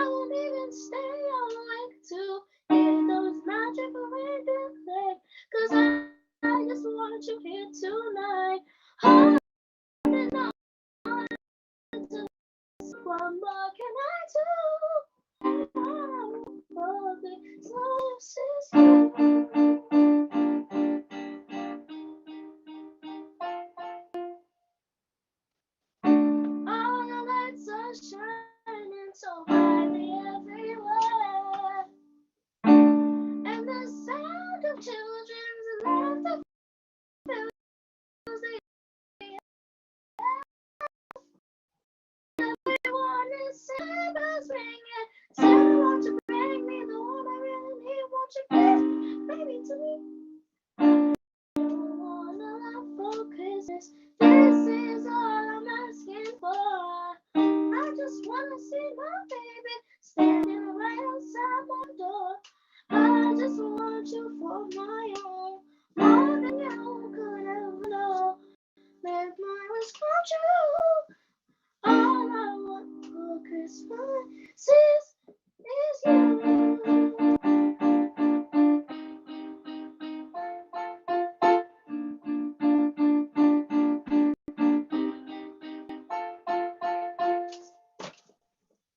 Woohoo! Oh my goodness, Layla. I had no idea.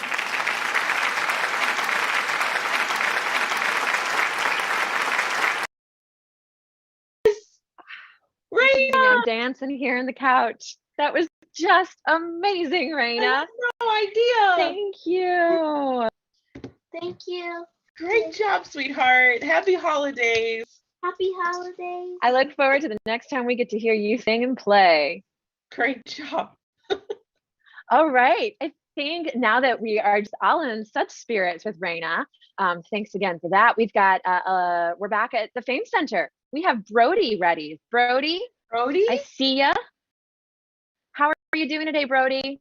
Give us a Good. thumbs. Great. Okay, Brody, what are you playing for us? The juggler. Okay, let's juggle.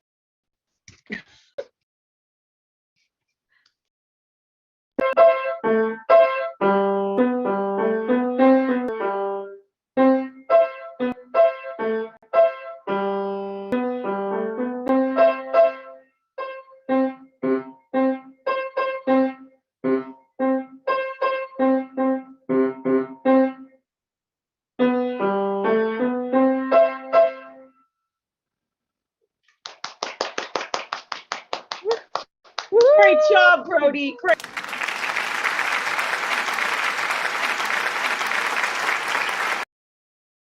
Okay. Thank you Great so job. much. Brody, I think we're staying right in that room. Brody's gonna run away from us and start coming in, yeah? So let's do a little swap the piano there. While we are getting our next performer ready and live, we just wanna share that any gift you get today, I think we're gonna, our goal is gonna be 7 by the end of the day, that we're hoping to can provide anything, continue to fuel our efforts. A gift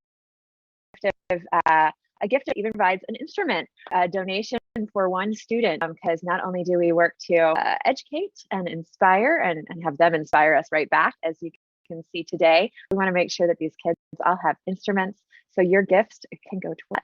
Right. But now, So Julia, just really yes. quick to clarify. So 15,000 by the end of the year, by December 31st. So if you can't give today, you can always come back to our website by the end of the year. Our goal is 15,000 by the end of the year, 7,000 by the end of the day. And we are so close. So help us meet our goal. Okay, who's playing next?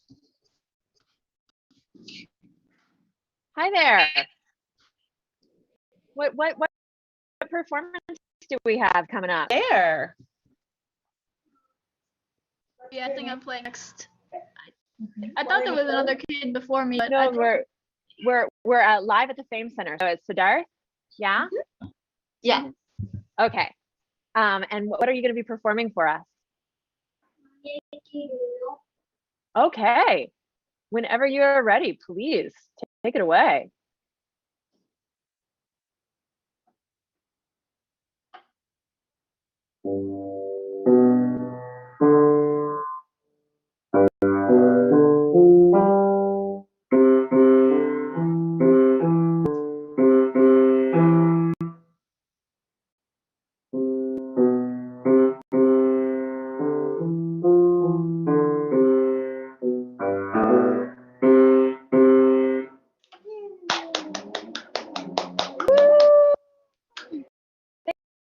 Thank you so much.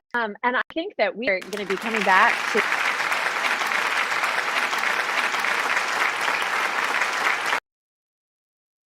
screen while we get ourselves together. Henry, why don't you, there we go. Hi, Henry. How are you today? Good. Good to Great. see you. Henry, what are you performing for us? I'm playing Joshua Fought the Battle of Jericho and Holly Jolly Christmas. And Great. you've got some Holly Jolly Christmas behind you, I see. A nice tree. Henry, you're getting so tall. I haven't seen you in a while. You're growing up so fast. Yeah. All right, here we go. Take it away, Henry.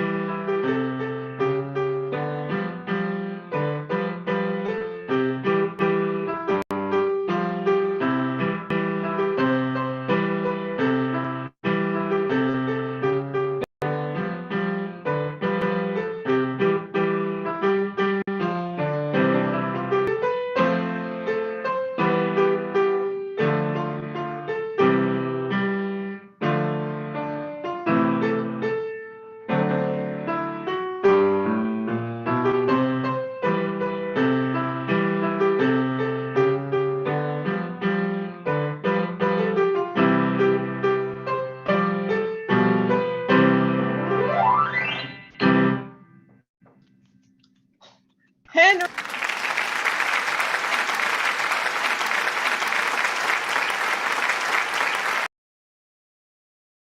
Nice. Great job. Great job. That was awesome, man. Good job. I love it. So That was festive. so good. I been love a listening. little run on the end. I've been listening to Henry. He's been taking lessons with us for a while, so I've gotten to hear him kind of grow in his talent, and that's my favorite part. I love hearing these kids get better and better. So, Henry, I'm super proud of you. Great job. I know you're gone now, but I'm super proud of you. Bye. Thank you. Bye. Bye, Henry, and hello to Vanya. Yeah, hi there. Hi. How are you doing today, Vanya? I'm doing good. Wonderful. And you're doing two pieces, right? What's the piece you're doing? I'm doing how far I'll go. And you've got a helper with that one, yeah? Mm-hmm. Okay. So we've got Vanya and Darth back there doing How Far I Go. Whenever you are ready, please start your performance.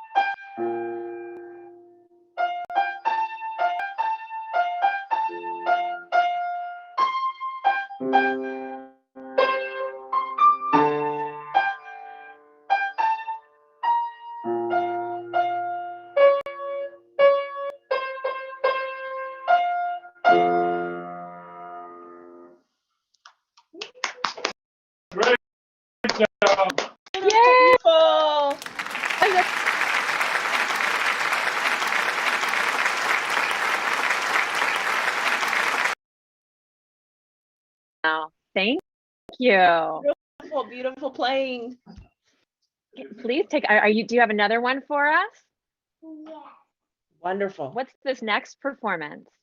It's called Grandmother. Oh, I love a good grandmother. All right. Please take it away.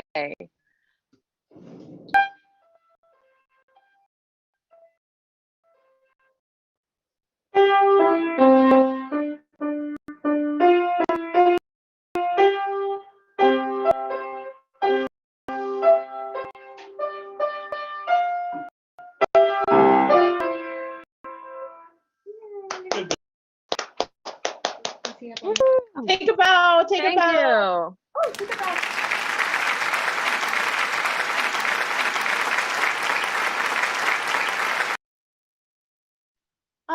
Julia, Yes. so there's actually one more song he wants to play for. Is that okay? Of course, please. Got an encore performance here. I think this is the last of our Fame Center performances, and then we'll move on over to Declan, who is at home. So please, what song is this second song?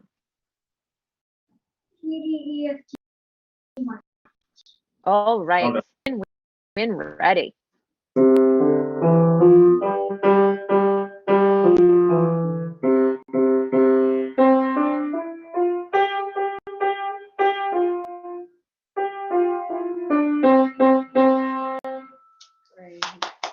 Woohoo! I'm ready to march a little now. March into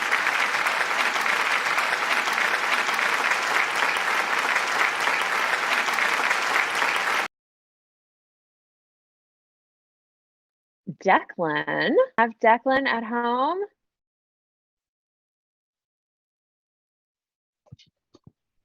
There we go, Declan. Hello.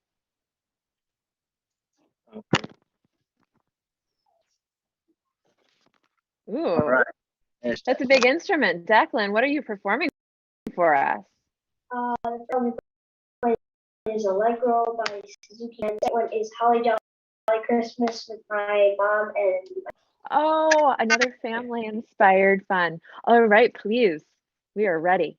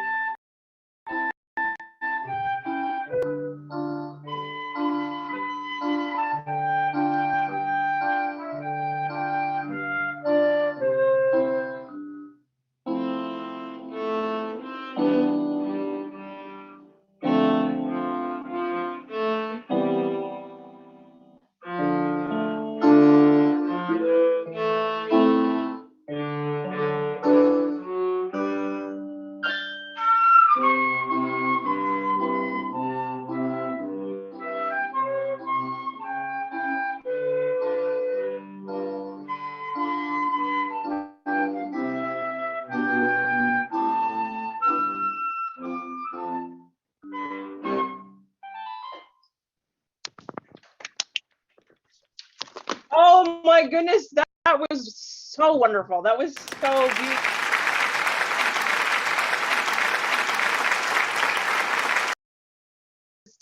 It's the best.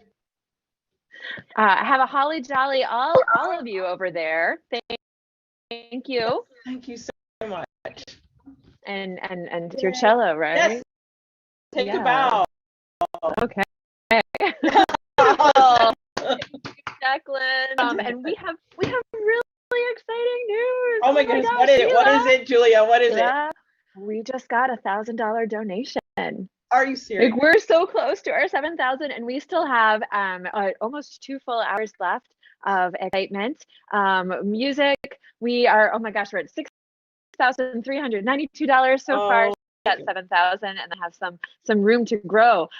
So to celebrate, we have Kate Cotton here. Kate, turn your mic and camera. Kate, it's so nice to see you. Welcome to Frosty FAME Fest. How are you doing today? Good. Good. Do you have a favorite cookie, Kate? Raisin. Ooh, raisin. Okay, hearing for us. Forest drums. All right, when you are ready, please.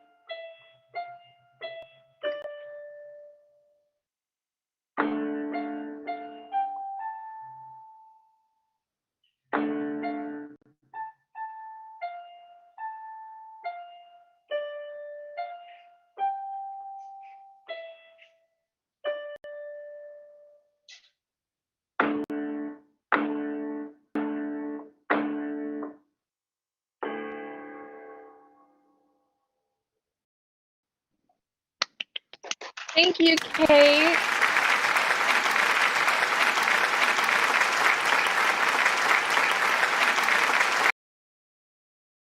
Great job, Kate. You're getting Kate, so good. Take a bow for us, if you would, Kate. A little nod to her. We look to hearing you perform again, and we hope you have beautiful. Beautiful person, beautiful spirit. Thank you, Kate. We look forward to seeing you again, and we now look forward to seeing Carl. Carl is next up, I believe. There you go. Carl, are you with us? Okay, hi, Carl. Performing for us. In Hall of the Mountain King. Wonderful. Right. When you are ready, let's hear what it is.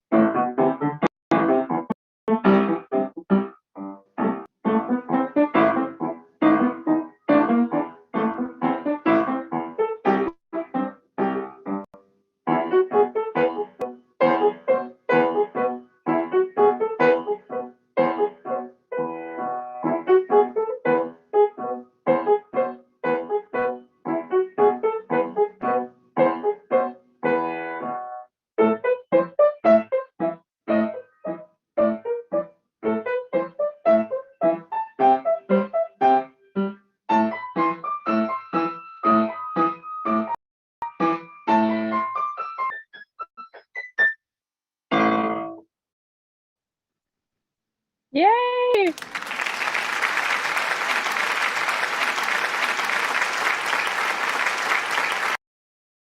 I knew what you were performing, and I didn't know what song it was, and it was most wonderful surprise. Thank you, Carl. Please take a bow. Thank you, Carl. Excellent technique. Those fingers were flying. Great job, Carl. You're an amazing pianist. Keep going. Keep practicing. Thank you. Okay, next we have Jonathan. Jonathan performing for us.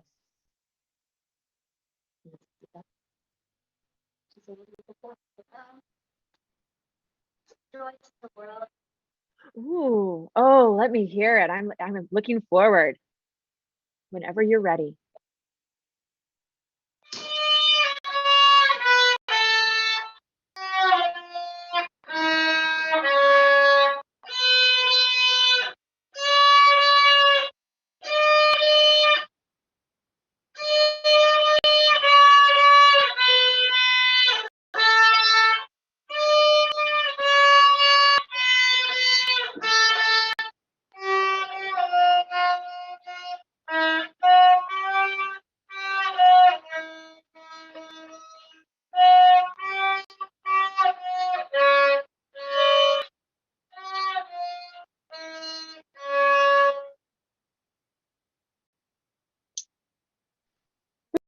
Woohoo! Thank you, Jonathan.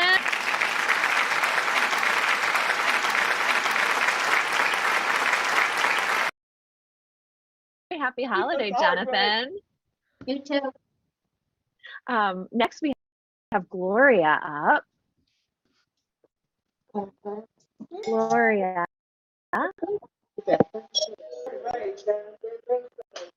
Gloria, what are you performing for us today?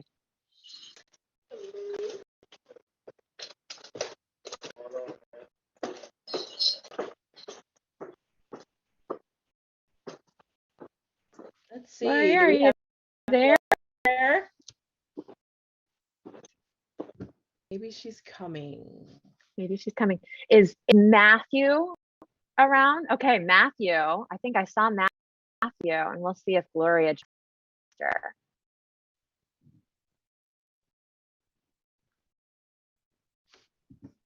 Matthew.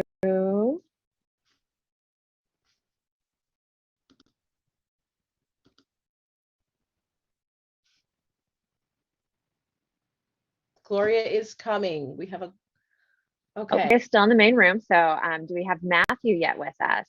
Sorry, we're seeing all sorts of notes for those of you who are. By the way, we can make an announcement, Julia. We have 568 remaining to our $7,000 goal. Can you believe that? Like, we'll be there. All right, guys, let's get on those donations. Make it happen. Let's see if we can get it done in this hour. That will be over. Thank you to everyone who's thank you individually to some of our donors in a little while. But let's see. I think we have. Are you ready? There. Oh, Matthew's there. We got Matthew. So we'll start with Matthew, and then we'll come back to Gloria. We'll make sure. Matthew. Matthew, what are you performing for us? You can unmute yourself. I will be playing Dancing of the Sugar Puff Fairy. Oh, yay! I love that. Okay.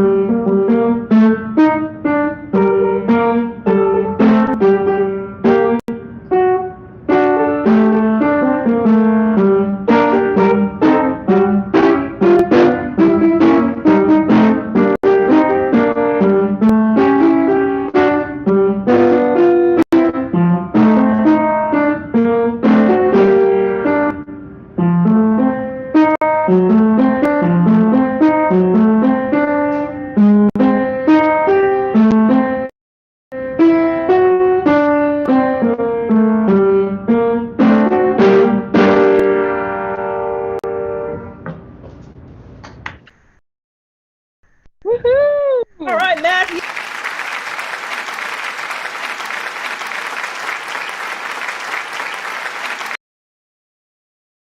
He's taking from Miss Michelle now, but I'm so proud. Great job, Matthew. Matthew, thank you so much. You inspired me to dance. Happy holidays. And I think that we found Gloria. Wait, does Matthew have another one, or was that one? Was it just that one? Did I miss something? It was just that one. Just that one. Okay, perfect. I want to make sure we didn't miss anything. Happy holidays, Matthew. Tell your family happy holidays from me. Great job. Okay. And now finally we have our Gloria. Gloria. There. Oh, Gloria, I'm so glad that we see you. Gloria, how are you today? Good. Good. Gloria, what are you performing for us? Spanish caballero and shaving a haircut. Ooh, well, that's fun and festive. Okay, please. Balance.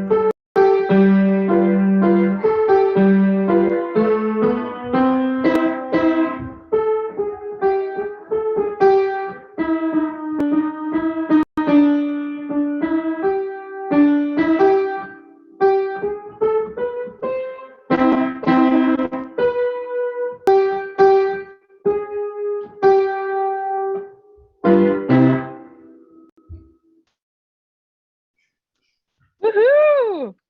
Thank you, Gloria. Good job, Gloria. You are doing so well. Excellent work. You've been working so hard. It sounds wonderful. Great job. Happy holidays to you. So proud of you. Done haircut. I love that one. Me too. So much fun and so many different songs and inspirations that I think that that's one of my favorite things about these idols is that you do get to hear a flair of all the different personalities coming out, both in the tone and the quality and just in the music choices that everyone has. Yeah, and when you've been with us for a while, Julia, you'll get to hear, like, as the years go by, you just hear them get better and better. Oh, it just makes me almost tear up. Like, I'm so proud of these kids.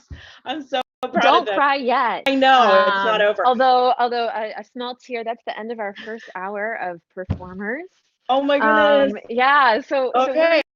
we're now ready to kind of transition and do a little schmoosh. We're gonna Jim will get out our ice, and we're about to have a little cocktail class. We're getting Linda Dennison in the room, Linda mixologist, and just a connoisseur knowledge of so many things in the entertainment world revolving the culinary and tasting arts. So we're very lucky to have her today. But before we touch over there, well, we've been talking so much about cookies, and we have more fun from the theater kids. Okay. Sheila, you said that your favorite is the peanut butter blossom of our four. Yes. Yes, it is. Well, we have a special cookie-mentary for you now. Okay. Stephen, can you play that video for us? Our peanut butter blossom cookie-mentary. It's going here.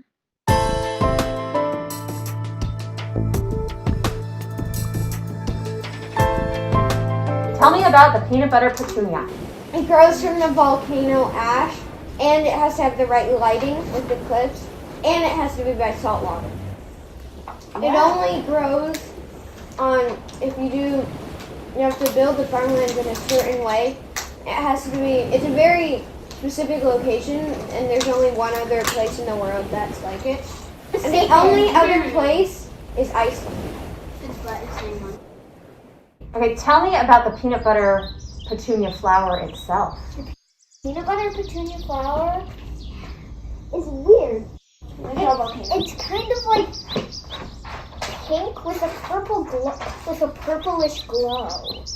It's very pretty, and it on the inside, where it would usually have that yellow part, instead it has a peanut butter blossom. And there's one main insect, and all insects like to feed on them. But there's one insect in particular that hoards it for themselves because it's the only thing they'll eat. The rare Vogue peanut butter blossom.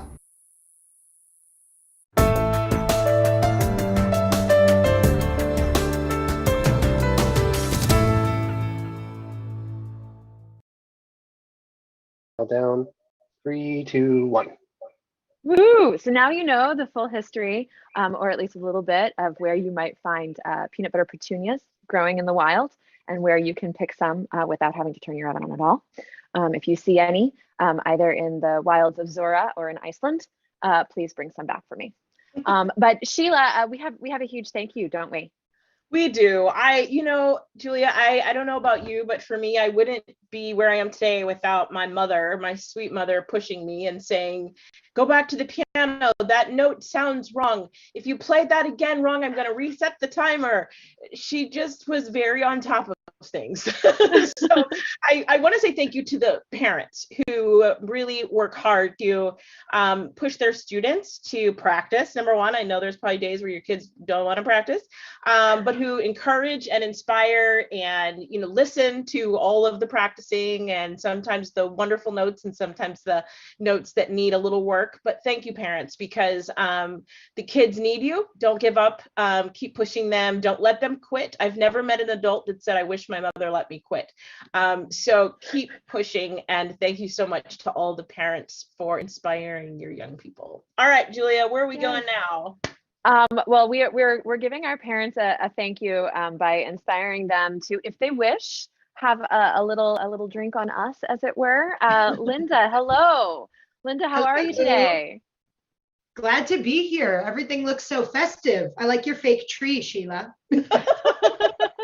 My whole fake living room. I mean, isn't it just fabulous? Brought to you by Williams Sonoma or something like that. Yes. The redecoration possibilities of Zoom are quite wonderful. Linda, what are we doing today? Oh, I'm glad for those words that you just shared, Sheila, because this, to me, like a cocktail that is curated and thoughtful and thorough, is sort of a gift in and of itself. We're not throwing back Miller High Lifes, although that is the champagne of beers. Okay, so we're going to explore a little bit a cocktail build that has a lot of Chicago details to it, and hopefully folks find a little bit of a holiday angling. So let's dive right into it. Yeah. Great. We're going to let you take it away. And for folks at home, if you are building your cocktails along with Linda and you have any questions, please put them in the comments, and they will be an opportunity for us to kind of message her and make sure that your questions get heard. So there'll be time for feedback and time for cheer. So Linda, please. All right. Wow us. So I'm glad to be here. I am only a recent learner of FAME and being versed, or very novicely versed, in what it is they do. So I'm thrilled. I only have a 4-legged child, not a 2-legged small human version, but I'm just thrilled for what they offer for the community. I love the diving into creativity. So I'm really honored and thankful to be here. Thank you, FAME, for having me as a little piece of this celebration that we're hosting today. My name is Linda. I run a company called Cena Secreto, which is a little linguistic play on this idea of like an underground dinner or a secret gathering. And I do a lot of pop-up events like this in person and through the screen as we're doing now. So we're going to make something today that is a spin on a classic cocktail called a French 75. Most of you, I think, received a document that had some, hand holding, as it were. I wanted to go with you to the liquor store and the grocery store if I could, and just kind of help that process of choosing things that are new. Sometimes I get in a rut of drinking and eating the same old things over and over again. So I hope to inject some surprise, some delight, and maybe discovery for you in some new products today. So what I'm going to ask you to do first is choose a glass for your drink. Now, this choice can be all over the board. We are going to shake this cocktail and then serve it in any style glass you like and top it with a little bit of bubbles. So a popular choice is a coupe or a flute, a stemmed glass that has a bowl or a long bowl on the top. That totally works for this. You can also shake cocktails and serve them what is called down, exactly the same way, just in a glass without a stem. So if you have a pretty one that you use maybe for special occasions, I have a taller version that I've already tucked in my freezer, which I'm going to ask you to do as well. Make sure you have ice while you're over there, but whatever glass you decide to use for your cocktail today, I want you to run, if it's not too far away, and slide it into the freezer. We'll take a couple minutes here to sort of get oriented, make sure that you have everything you need on your table as far as tools and ingredients go. And then when we're ready, we'll run to the freezer one more time and grab ice and your chilled glass. So go ahead and do that now. And I promise I won't say anything that will leave you behind. We can't have that. We all have to join together in this process and get the timing exactly right. And I ask you to do this is because I think it seems silly to go through all this trouble of mixing and balancing and shaking with the right amount of ice just to pour your drink into a room temperature glass, right? It's probably 68 más o menos degrees in your home. And that just seems like such a waste of our time to me. So that tiny little detail of putting your glass in the freezer, I think it's subtle, but it's something we can do right here in our homes to make just a little bit of a difference. You're your own mixologist today, so I hope you're good, but I'm gonna get you there. Trust me when I say. So let's go through sort of a rundown of the ingredients that we're going to use today. I have a couple of you out there who have kits in front of you. You don't really need anything. You can just sit back and sip a little bit of your Prosecco while we wait, because everything in your kit is already measured exactly, with the exception of your lime. You will need to cut that lime and juice it, so you're welcome to do that at any time. So the base of our French 75 spin today is going to be cognac. I listed a couple in your grocery list that are really good cognacs for cocktails, right? As you may be familiar, whatever spirit is your spirit of choice, there's typically a couple of tiers. That tier that's right around somewhere between $20 and $40 tends to be your cocktail spirit. You can drink it any way you like. Some of those are really smooth and you can still sip them over an ice cube or neat if you like. However, there's a whole nother level of spirits in every category that are just a little bit fancier. Okay, and they're designed really not to make friends with all of these cocktail ingredients. They're really designed to be already fully balanced and sipped by themselves with a little drop of water or with an ice cube or two. So I thought that Hardy and Pierre Ferrand, their ombre, were the two that I listed on your grocery list that are great for cocktailing. If you're not super familiar with cognac, maybe brandy is something you're a little more familiar with. That's probably one of the spirits I first learned about, trying to steal it from my mom and dad in their pantry. Because brandy had its heyday probably about 30 years ago. We're starting to see it come back and in really nice form in sort of a refined resurgence. But cognac, just like champagne, which might be a little more familiar for folks, is essentially brandy from this single geographic place in France. All the other brandy of the world is called brandy for the most part. But they have a special history and methods and terroir that they use to create cognac. So it's sort of earned its own special place in the brandy world. So a French 75, some of you may be familiar, is an old World War I gun. And that's what this cocktail is named after, which I find so funny because it's really effervescent and light and festive. So this idea of having a war connection, so odd to me. Sometimes fun to know those little details. So you've got your lemon if you have a kit or if you bought them at the store. Now I'm going to give you a quick option. There are a number of that do a beautiful job of complementing cocktail. If you know your own palate and you love citrus or you don't love sweet, I would grab a peeler and peel a nice fat swath off of your lemon before you cut it in half and juice it, because a lemon is a great option for a garnish on the French 75. For those who have the kits, I chose on your behalf.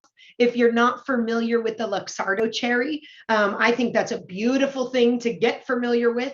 It really turns the tables on what we think of those little maraschino cherries that are on the top of your ice cream sundae, because these two things are barely related.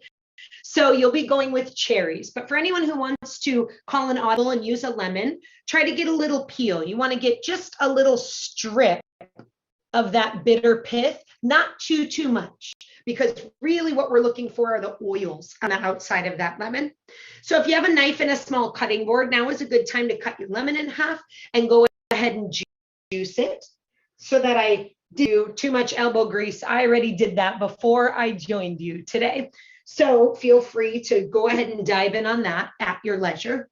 The other special thing we're going to use today is this Sonia berry liqueur. This is by a company called Apolog, and they are from right here in Chicago. They're only a couple years old, 2018, I believe, so just shortly before our pandemic chapter of this life. If you're not familiar with the Aronia berry, it used to be called a choke cherry. It's endemic to the Americas, which I always think is a cool detail. Apolog pays a lot of attention to that. They try to use ingredients that are local, even here in the Midwest. And their Aronia is one of the most popular. So it's cool that it's focused on this berry that is from here. There's a lot of evidence that it was used profusely in Native American cultures. So I think that feels really good and just unusual. I am not buying choke cherries. I think they're even really hard to find in their fresh form. I'm not buying them on the regular. So to be able to incorporate that flavor is sort of cool. This liqueur is also really nice and nuanced. It's made a little bit like a bitters or a tincture, if anyone's familiar with that. So there's dark cherries, raspberry, burdock root, cinnamon, allspice. There's a lot going on in there besides just the Aronia. So if anyone was able to find this and you've added it to your home bar, I encourage you to maybe take a little taste, even before we dive in today. Take a little shot glass or a copita and have a little taste and see if you can detect everything that's sort of going on in that liqueur. I hope some of you, it's your first time trying it because I think that's exciting. For our sweetener today, we're going to use maple syrup. This is a fun one to kind of use if you don't want to do any work. Probably a lot of you are familiar with simple syrup, just an equal parts sugar and warm water mixture. That's what we often use to balance the citrus in our cocktails. Sugar dissolves really easily in warm water. It's not too hard to make, but maple syrup is my go-to once it starts to get cold in Chicago. It's a little deeper. If you get the real maple syrup, not the Aunt Jemima or the Mrs. Butterworths, the grade B maple syrup that really comes out of those maple trees, it just adds a depth and sort of a darkness. So we're having a bubbly cocktail today, but it's going to have some winter qualities, and some of that is the maple syrup. Then you've got to have your bubbles handy. You could do a little split bottle like this. This is what I included in the kits, or a big boy, but you're only going to use a little bit of it for your cocktail. One of the easy mistakes to make, I think, when you're making a French 75 or any champagne cocktail is to make your base and then pour bubbles all the way up to the top, even if you have a really tall glass.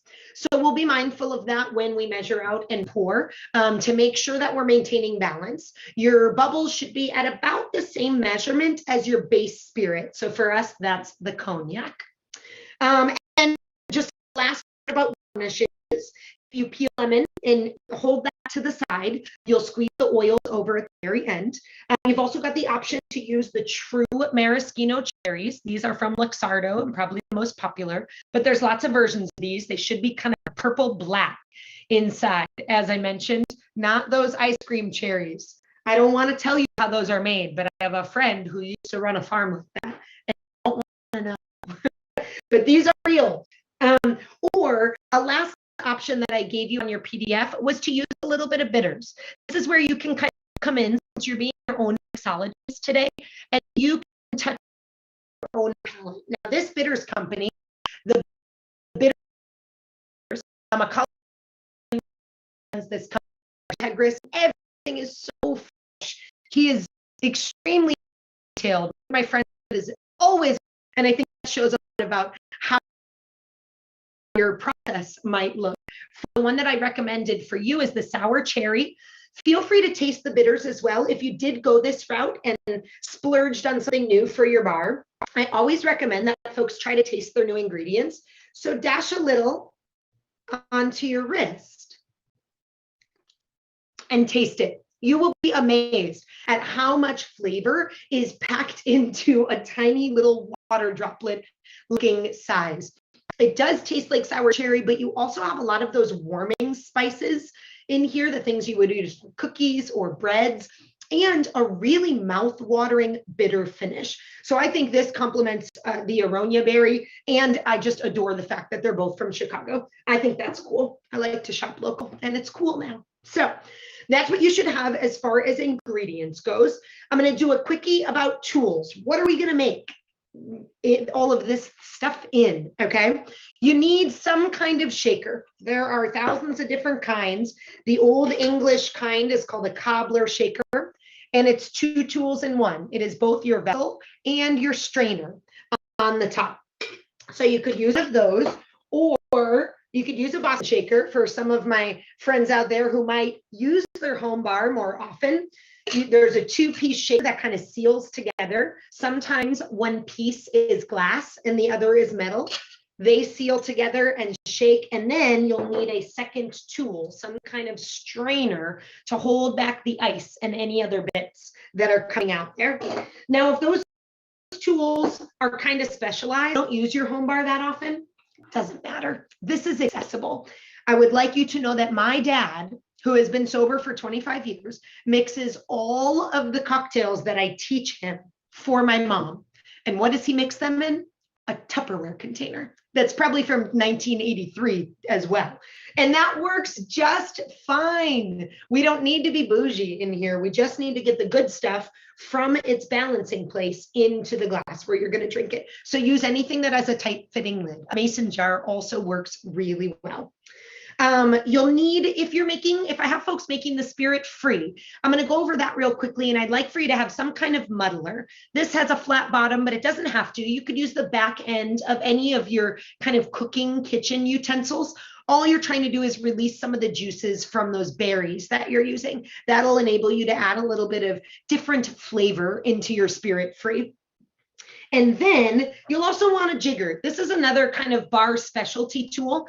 This one that I'm holding is 1 ounce on one side and 1.5 on the other. Sometimes they have little lines inside to help you with the smaller measurements. I'll give you a cheat that 1 ounce is the equivalent of 2 tablespoons.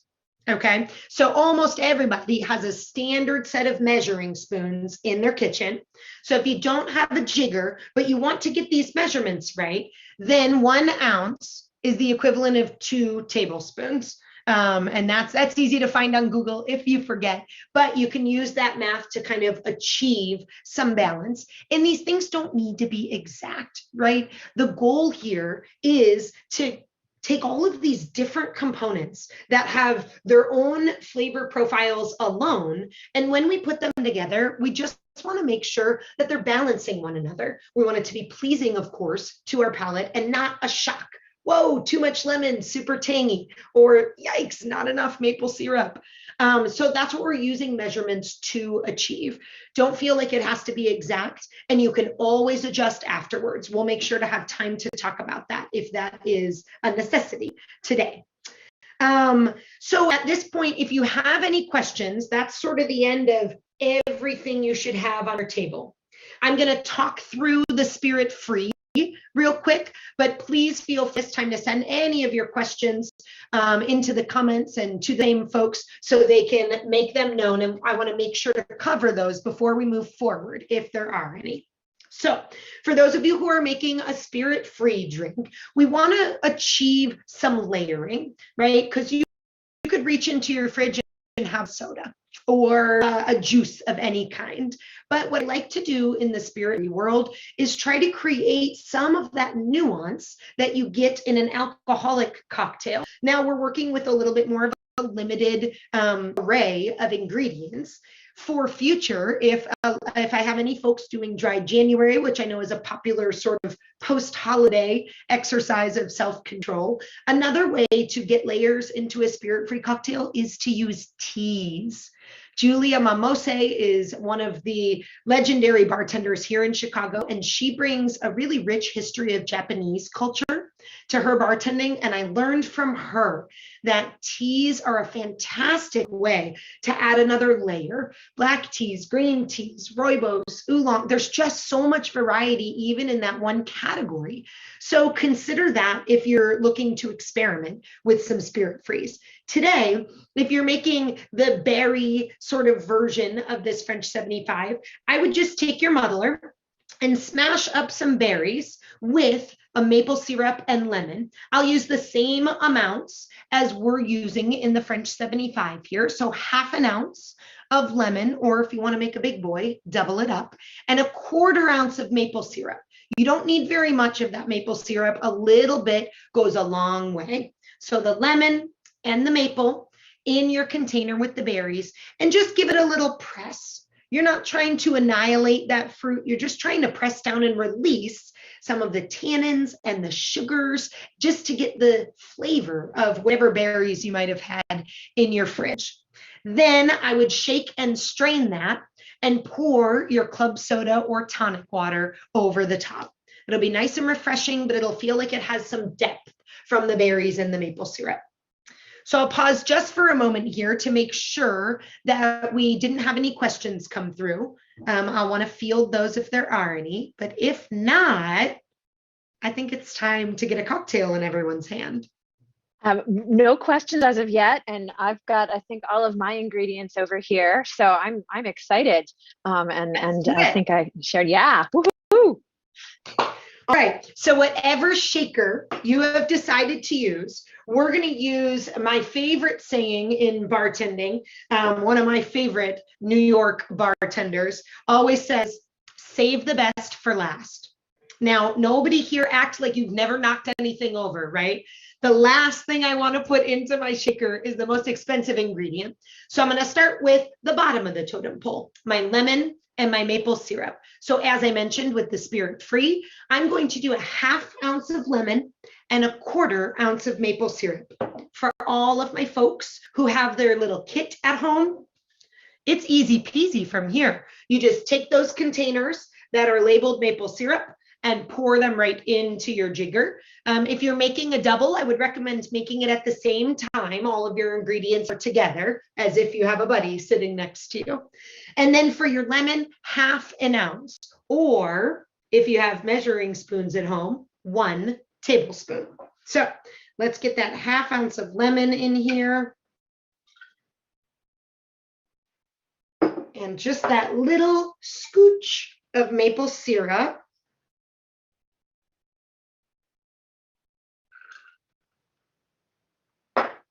All right, and then we're going to move on up the totem pole.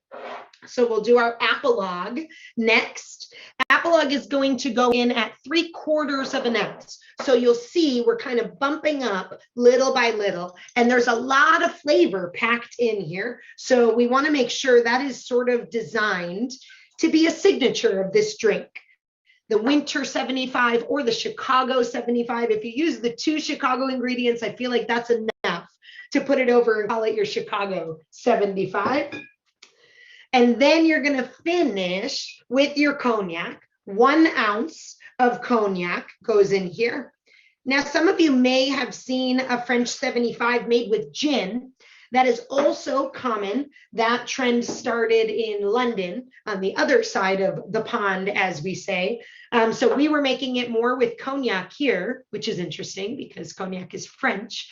And they were making it in Europe a lot more with gin. You're welcome to do that today if you'd like to substitute, but know that it will make a little bit more of a summery French 75, right? It won't have as much depth and that sort of warming sipping bubbles by the fire feel. Okay. So you've got your cognac and your aronia berry, your lemon and your maple. Now, before anyone runs away, here's the part where we kind of do a little bit of moving and shaking. Do not add your bubbles to the shaker. I think we all can figure out why. That will be the very second to last thing we do before garnishing. But our shakers now need to have some ice in them. So everyone's going to take a field trip to the freezer. You're going to fill your shaker with ice, but not all the way to the top. That's a little bit too much, and there's not enough room if you do that for the lemon juice to aerate. That's why we're shaking, right? We're trying to get to the right temperature, and we're giving that acid a chance to break down a little bit so that it creates a homogeneous liquid with the sugar and the booze. So I always recommend filling your shaker tin so it looks like an iceberg.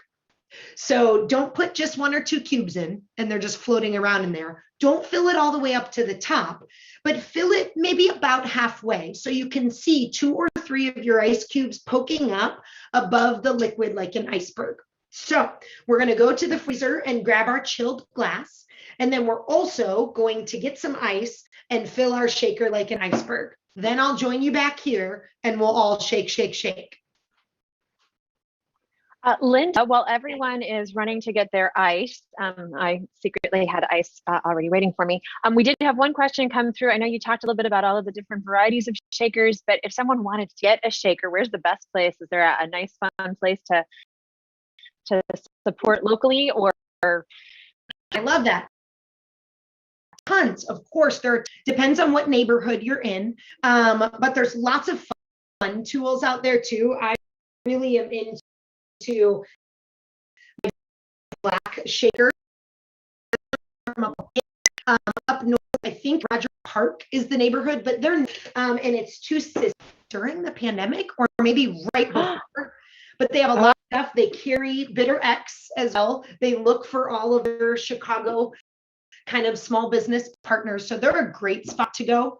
Further down, kind of central and must be Lincoln Park, that strip on Armitage, they have the Go Bar store. And it's a really old school feel, but they have tons of tools, fun things. They have lots of little skewers that I like, skull on the end, just tons of fun stuff, especially have a bar person in your life and you're trying to say, oh, what can I for them? A new tool will make any industry person just thoroughly delighted. So it's your Christmas list. It is, yes. I have a new, on my Christmas list has a new jigger and a new stirring glass for my old fashions. Those are my 2 things on deck. Yeah, well, but that's a good question. I'm going to go get my ice. I'll be right back. Okay. So while having ice, while she's grabbing ice, any update on our goal? How are we doing so far? I think we're getting super close. We're getting very close to our goal. I don't have the full numbers yet, but that's we will make sure to have everything added. Ooh, a puppy in the background when Linda is done teaching us. Ooh, she's ready to shake. Okay, let's shake away. We're gonna go hard for about 15 seconds. If the tin you're using to shake is metal, you will see it get frosty on the outside, just like my glass that I took out of the freezer. So let's rock and roll for about 15. I can't see you all, hoping in my heart of hearts that you're giving your personal style to this shake, okay, to how the cocktail tastes.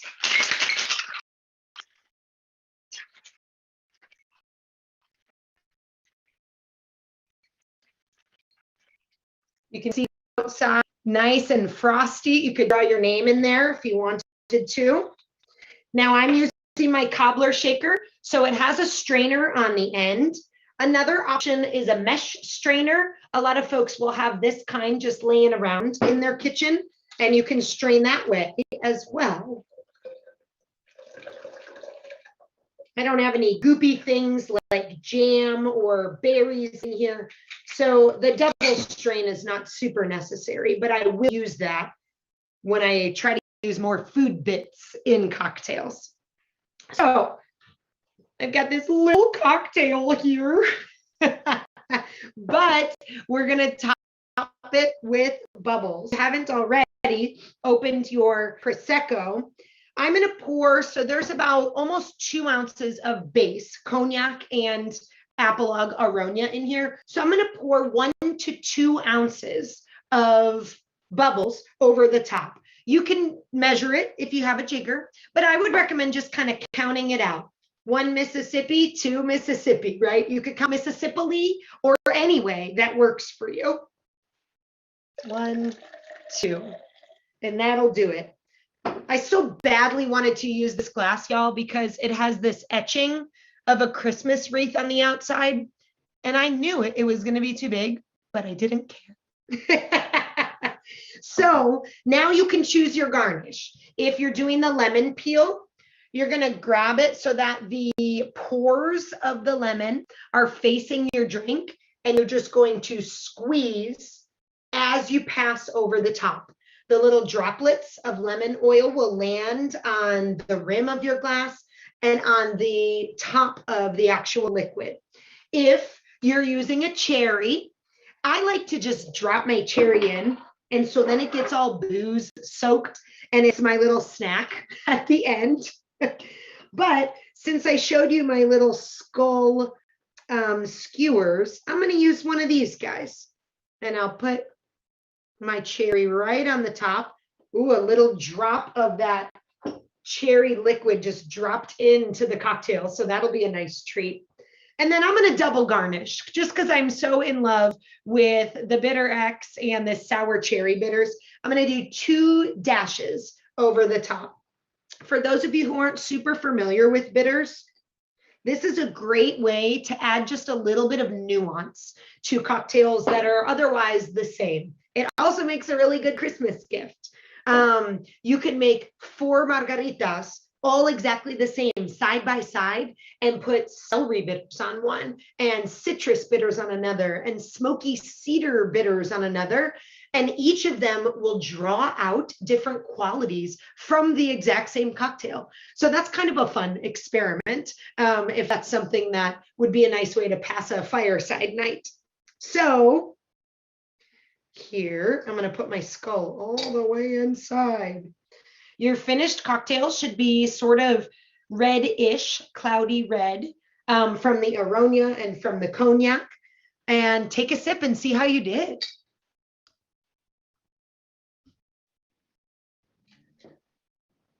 Linda, that looks phenomenal. I really wish you were actually handing that to me through the screen. Through the screen. Yes, I'll take that. Thank you very much. That's so Willy Wonka of us. Oh, it looks so good. Oh gosh, that's a good holiday movie too. This tastes amazing. Oh, thank you so much. Beautiful. Nice job. No, thank you. It's all your. It was the stylized shaking. It really is fun to not just. I know. Yeah. Crazy changes the flavor. Yeah. And Linda, I have my make it when I have a little bit more like room and time. I can the holiday music and slippers. I can't wait. Thank you. This is so lovely. We have to have when we can all be in person. I would love to. Oh, to do in-person things makes my heart explode now. Isn't that wonderful? How just a little bit of contact with folks now can just brighten us up from being deprived. Yeah. Well, thank you all very much. Thank you for your artistry as we celebrate the arts today. Of course. Feel free, folks, to reach out. Find me on Instagram, Cena Secreto. It has a little bit of a weird spelling. How do you spell it, Linda? Tell us how to spell it. Seyna, and then like secret, like a secret with an O at the end. Okay. We're sort of we'll taking make sure to put those. Will lesson in the learned. various comments. Yeah. Yes, and this will be videotaped and on YouTube, so people back and watch it again and make cocktails for family and friends over the holidays, with or without the spirit. We are just so thankful. Linda, happy holidays to you. Thank you for being here with us. We really appreciate your creativity. Thank you. And, right. Well, now that I'm feeling full of celebration, I mean, I was feeling full of celebration before. We're close to so many things. My goodness. We are. I'm excited, Julia. Drum roll, please. Okay. Well, first, before we give numbers away, I want to start giving some thank yous. Yeah, we have a long list, and everyone deserves thanks from the deepest bellies of our heart. We want to thank our donor list so far: Roger Jackson, Tommy Fortson, Jamie Gonzalez, Mark Doggett, Brenda Wiersma, Chrissy Chen, Crystal Bates, Anita Schaefer, Keely Laird, David Beatty, Stephen Brooks, Lanice Lee, Elizabeth Bukhari, Mitchell Baker, and Margaret and Stan Deedams.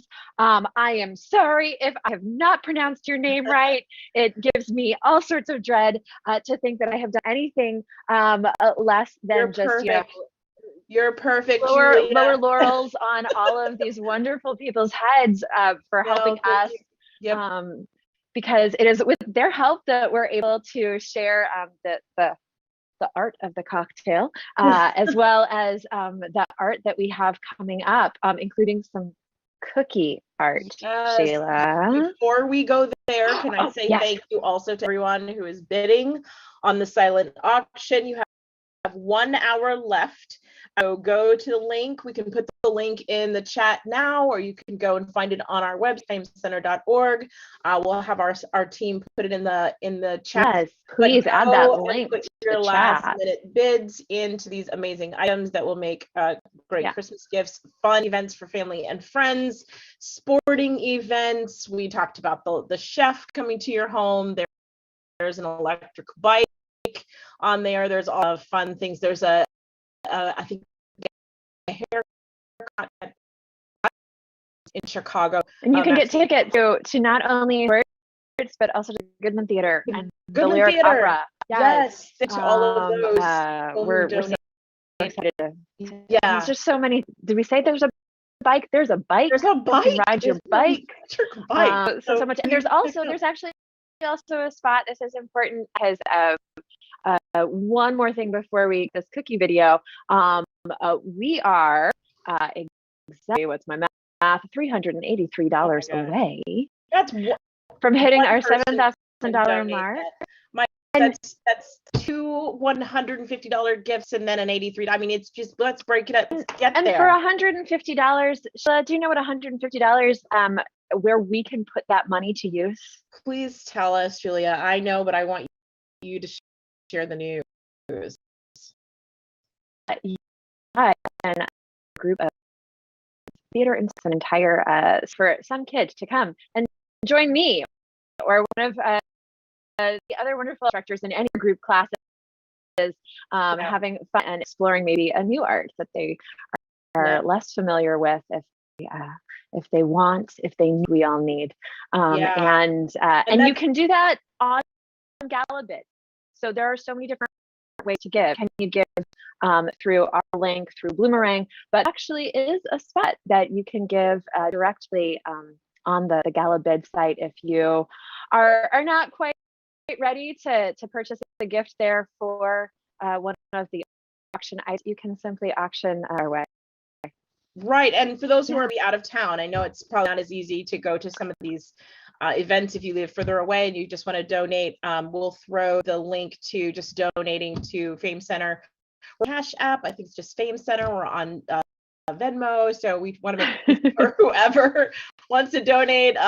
We want to make it as easy as possible. So if you have questions about how to do that or how to find, please follow us on our social media so you can see our kids and all the upcoming classes and the things that we're doing. So we're on. And every counts. Every dollar is literally so every dollar. Literally every dollar matters. So we donate instruments. We've had pianos delivered to our students' home, donated. If you have a nice piano and you want to donate, or you know someone who has a guitar that they're not using anymore, we take donated instruments that are in good working condition and we donate them to our kids.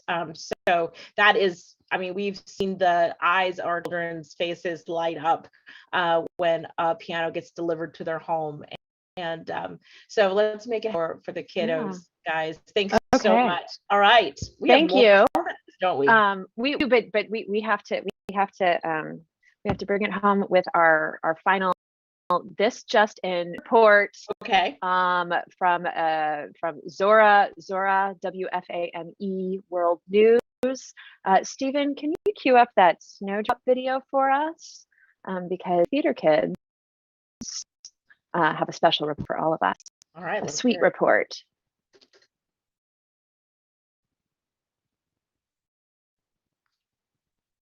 And powdered sugar report.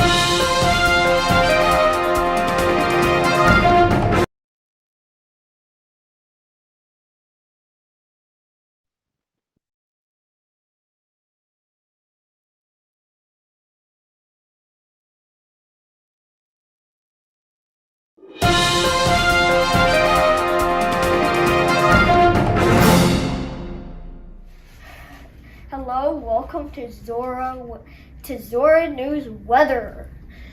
Today we have a pretty crazy weather report. But first, to our people on the street for the outside scoop. I need shelter! It's a very snowy day.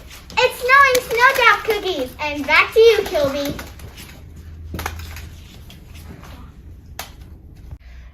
Welcome back, everybody. As my associates just told you, it is raining snowdrop cookies. Actually, hooray, they are delicious. These cookies are in the shape of kind of like a half circle. And they're crunchy and covered in powdered sugar. Anyway, these delicious cookies have been reported all over Zora, Central Zora, Meat Central, Danger Noodle, Marker Noodle. But don't worry, the peanut butter petunia flowers are safe in the farmlands as they are sheltered by nearby cliffs. The Spremo meter is at max level, as you can see, and I totally get why, because it's starting to snow in the station! Ah! Muffles, gotta go to the cellar!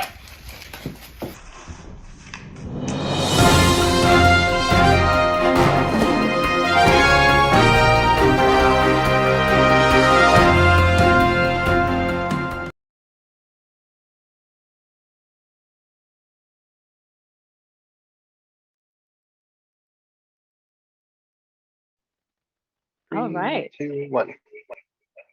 So that is the news of the world. Snowdrops are falling in the sky over Zora. So we're very glad that they have not disrupted the peanut butter blossom fields, peanut butter petunia fields.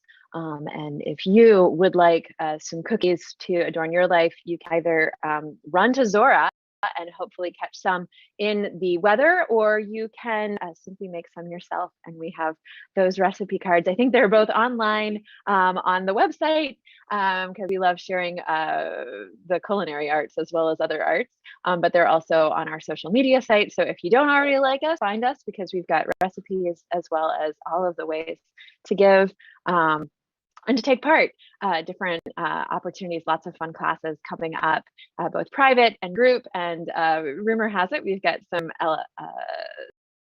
small, fun, family-friendly activities happening in January, a little story hour action. So we'll have news to announce on that end soon. But first, we just got another $300. Sheila, is this right? This is right, which means we're going to pass our goal, Julia. We're going to pass our goal. that's the thing. Like, don't stop giving, folks, because again, our end of year goal by the end of the year is 15,000. So that's our ultimate goal. We wanted to reach 7 by today, but whatever you can do will help us get to our big goal of 15,000 for the end of the year. So thank you to, it looks like Joya Fortson,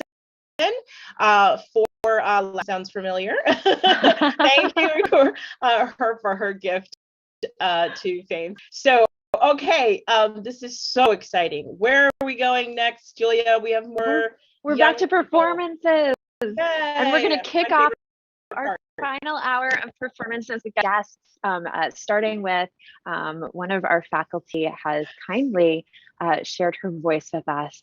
So for those of you who've never heard Lily perform, sing, you are in for an absolutely amazing treat. She's recorded something for her because she's of course helping to make sure that the kids are in place and ready to perform. So we have a little sampling of hers. Stephen, can you play our video of Lily here for us?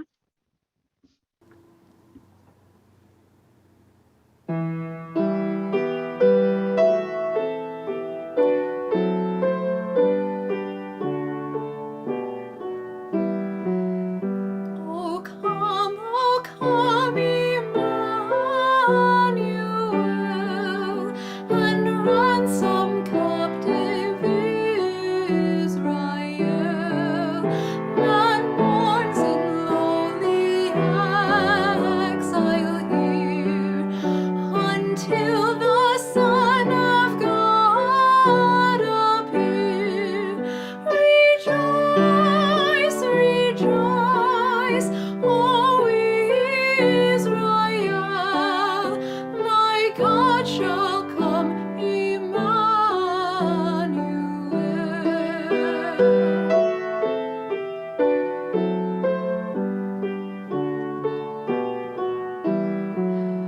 O vain to aurora celestial, alumbranos con tu verdad, disipa toda oscuridad, y danos días de solas. Alégrate, oh Israel, vendrá Yahvé Emmanuel.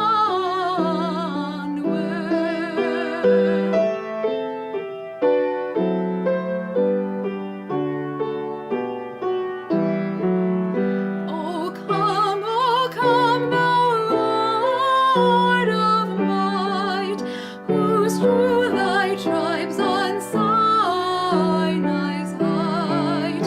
In ancient times didst give the law, in cloud and majesty and awe. Rejoice, rejoice, O Israel, thy God shall come, Emmanuel.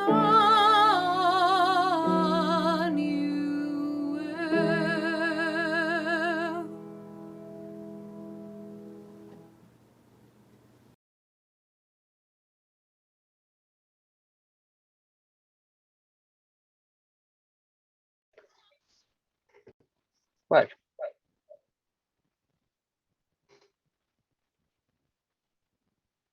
And we're back. Hello, thank you so much, Lily. Lily is one of our instructors here, teaches voice and piano, and also works in the office. She's our office administrator. Can I just say, when I got her video, I was like, oh my gosh, here's someone who I know in one way, and now I'm like, I need to take voice lessons from you. Please teach me what I know. And her accompanist, this little note in her accompanist is her wonderful husband, Josh. And Josh actually was the first teacher to work at FAME Center. He doesn't work for us now, but he was the very first person hired as a piano teacher. So Josh, we miss you. Come back anytime. Thank you for playing for Lily. And thank you to both of you for that one performance. And now we get more wonderful performances. We have Andrew in the room. Andrew, say hello. Hi, how are you doing today? Good. Good. Andrew, what are you going to be performing for us? This is not. Ooh, okay. Well, I know what Jingle Bells is. Please share with us what is not Jingle Bells.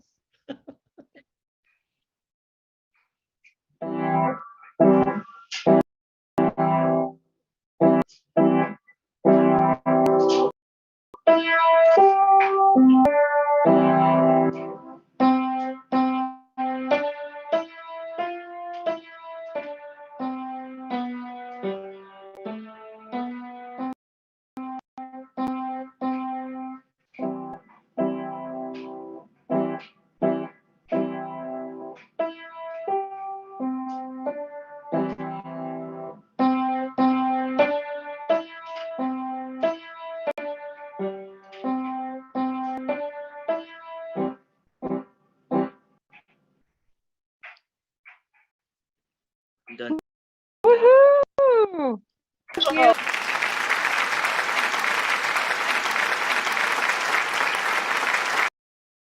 I'm playing piano. I think 8 months. Wow. 8 months. Oh my gosh. Andrew, please take a bow. Okay. Beautiful bows. Yes. Thank you, Andrew. Thank you, Andrew. Have a very happy holiday. And we're going to move over to Langston. All right. Thank you. Langston. Thank you. Langston, how are you doing? Hi, Langston. Hi. What are you performing for us? Frogs on logs. Love frogs. What do these frogs on logs sound like? Whenever.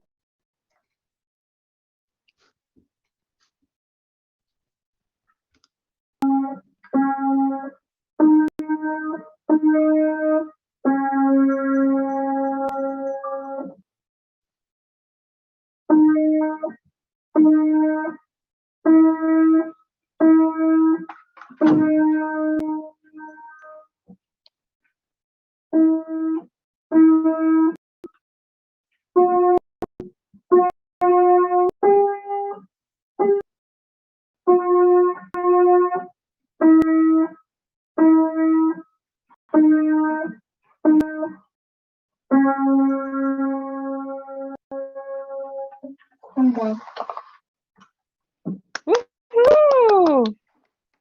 Thank you, Langston. Langston, do you like frogs? A little. Okay. Okay. Well, I You're like a your brave frogs on a girl. log. Langston, how long have you been playing piano? About 6 months. 6 months. Oh my gosh, you're practically a pro. Well, congratulations. And thank you for sharing. Langston, can you please clear your throat and take a little bow for us?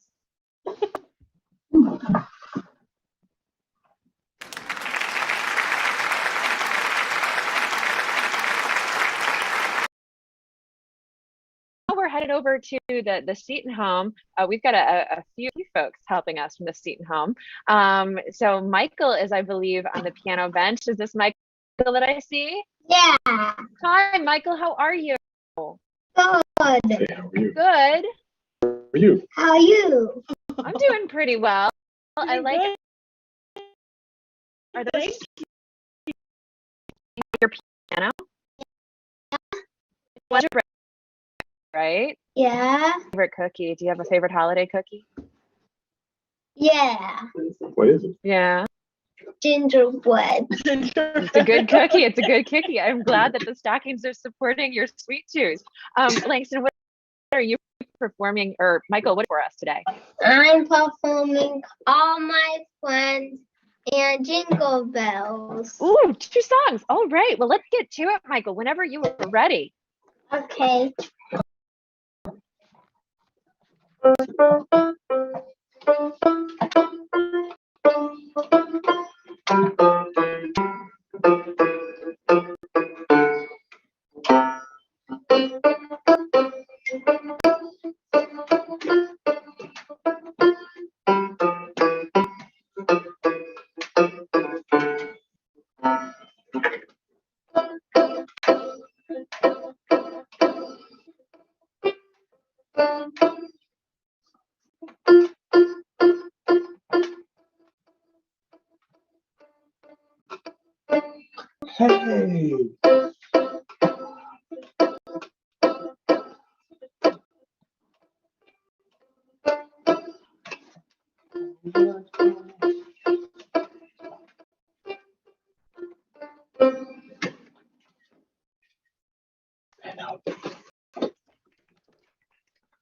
Wonderful job. Good job, Michael.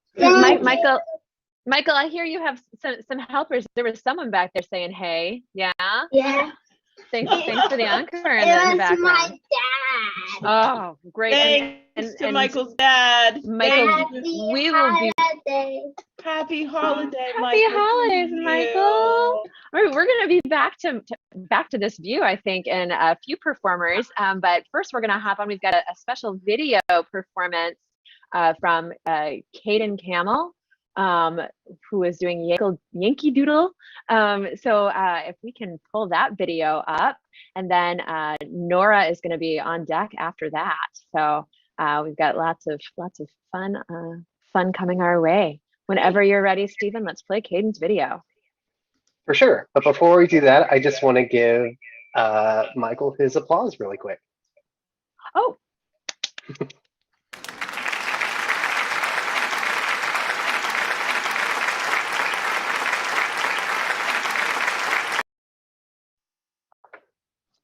Hey guys, excuse me, this is Michael's dad. Can we leave the room? Hi, my name is Caden Camel, and I will be playing the song Yankee Doodle.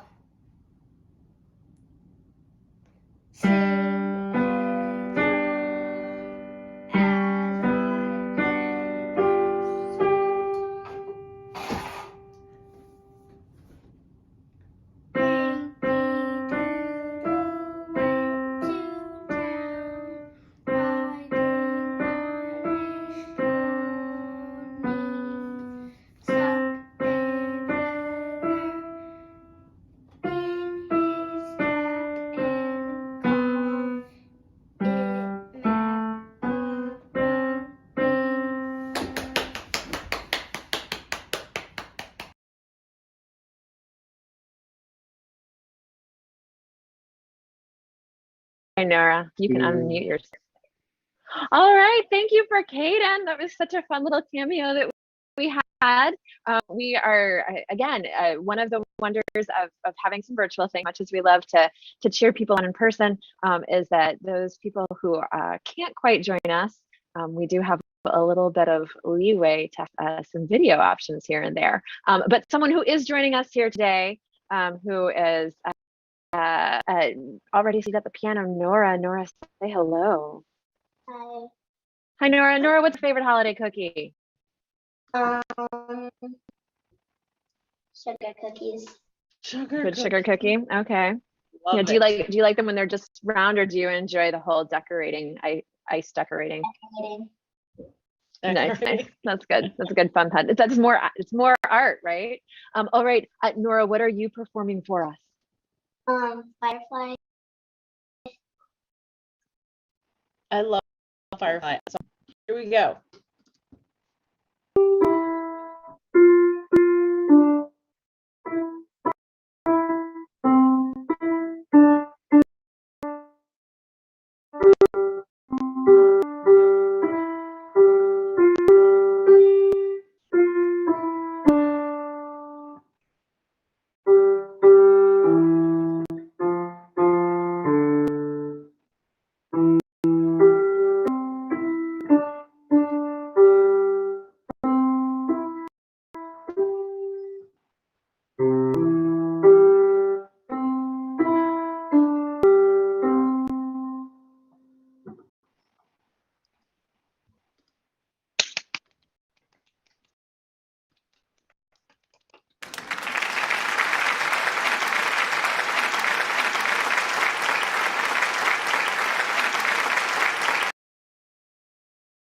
red dress? Excellent. Beautiful. Thank you, Nora. And thank you for reminding me fireflies exist. I love fireflies. I wish fireflies could exist year round. They'd be really pretty. All right, Nora, have a very happy holidays. We are going to head back to the household where I see Madison. Is Madison I'm seeing? Madison. Hi, Madison. Madison, is your shirt orange or red? I can't tell. Red. Red. Okay, orange is my favorite color. I had to ask. But red is a perfect color. So, what are you performing in? Today I'll be playing and have a holly jolly Christmas. Ooh, wonderful. Yay. I cannot wait. Okay. Let's go. Let's hear it. Let the holiday cheer continue. First, I'll be starting with the bowl. Okay. Thank you. On it.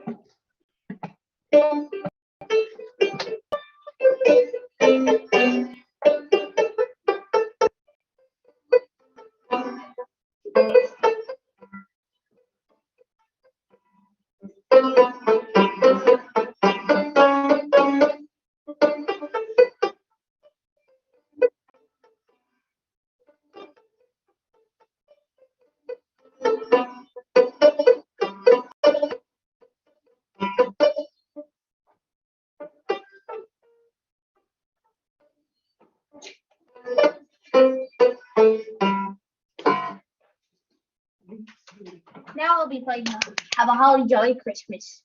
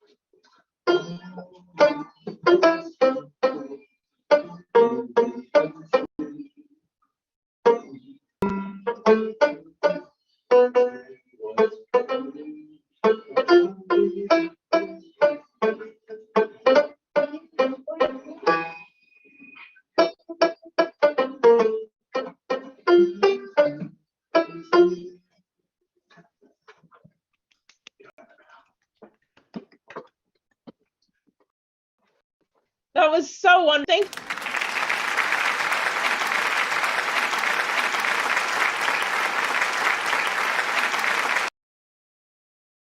There was someone singing back there in your house as well. Yes. Yeah. Yes, I was singing too. I Happy appreciate holidays. it. Madison, before you run away, Madison, how long have you been playing piano? About 6 or 7 months. 6 or 7 months? You're amazing. Your whole family, right? We're just, this is such a talented family. And we're going to be back one more time for Miles, I think, is coming up. But before, to give your piano a rest for a few seconds, we are going to, we have a video, Sean Linneman, who has crafted a video that not only did he, but he also actually worked with Carolina Proust, who is his piano teacher, to do the actual technical production. So he's the one who has given us the sound that we have going into this next video. So whenever you're ready, Stephen, let's hear Ode to Joy.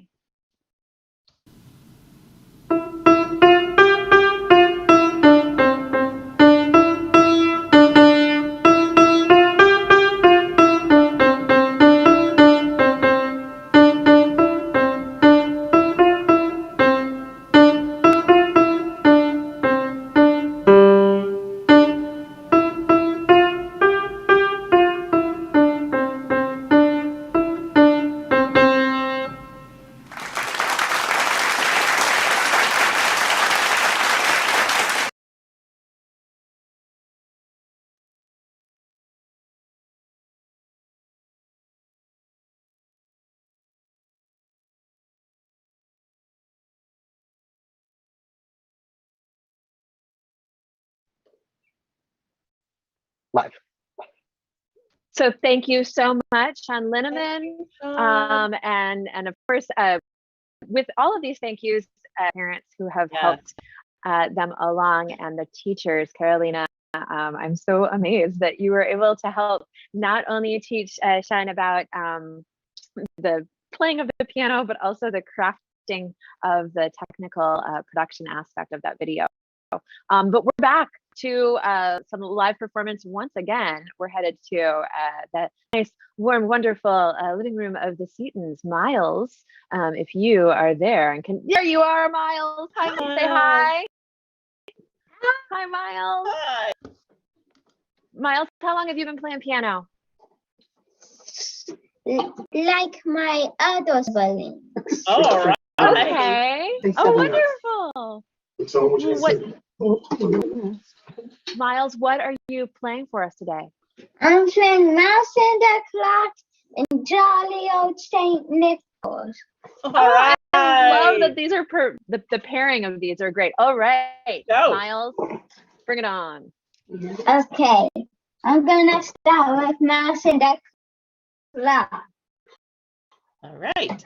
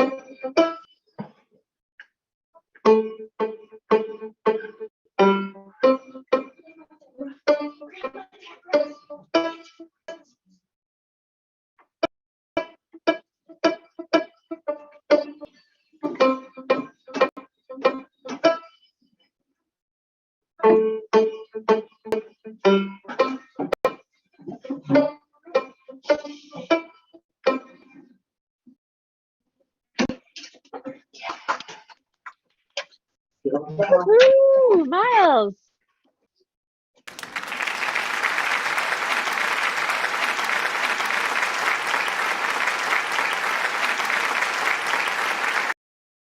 Happy holidays, Miles. Thank you, and to your Miles. family. And Madison and Michael and the whole family. Thanks, Dad, for singing a few notes there. We can hardly wait to have you all together for some holiday cheer. Thank you. Thank you. And next, we turn to another holiday scene here. Zoe, can you unmute yourself and say hello? Hi. Zoe, you have a beautiful tree behind you, and that tree is going to help you play what song today? Halftime show? All right. Well, halftime show. I think we're about halfway through our second recital hour here, so perfectly timed. Zoe, let's hear what happened at the halftime show.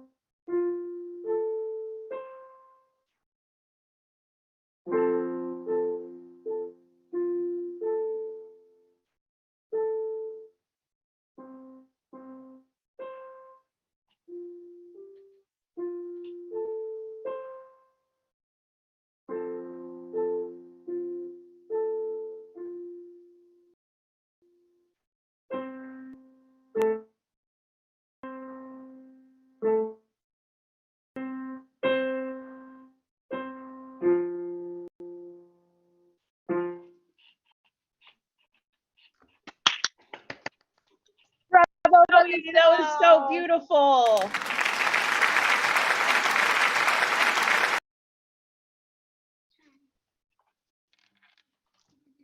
How long have you been playing piano? A year. Yeah? Oh, it's beautiful. Just beautiful. Yes. Zoe, I hope that you have a very holidays and that you have lots of holiday wings. We are a reminder, only $83 away from hitting today's goal.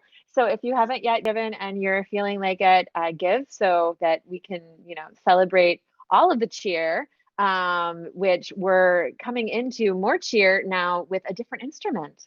We're going to head over to Brian. Brian, can you unmute yourself and say hi? Brian, how are ya?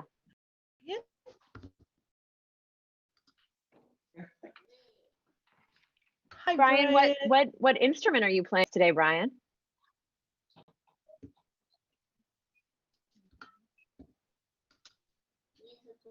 He used to play different songs. Yeah, what's the song that you play, Brian? Jingle bells. Jingle bells. Jingle bells, Brian? So excited for some jingle bells. Whenever you are ready, Brian, please jingle away. Woohoo!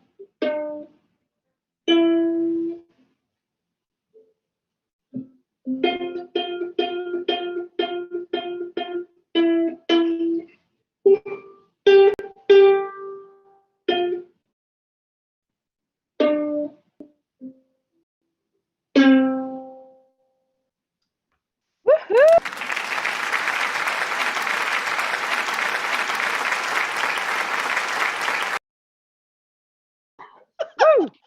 Yes, Brian, that is the Thank you, bow. Brian. All right. Brian is excited. Thanks, Brian. Brian, how old are you? 6 years old. Brian, you're 6 years old. Do you know, like, I think like we're talking 1 or more years and you're gonna be a rock star. Like you're headed there, aren't you, Brian? Yeah, I'm a rock star. Yeah. Oh yeah. Brian, thank you for that holiday cheer. That was wonderful. Brian, we're gonna move from ukulele over to a vocalist. Lexi, can you unmute yourself? I see Lexi's smile. Say hi, Lexi. Hi. Hi, Lexi. Lexi, how old are you, Lexi?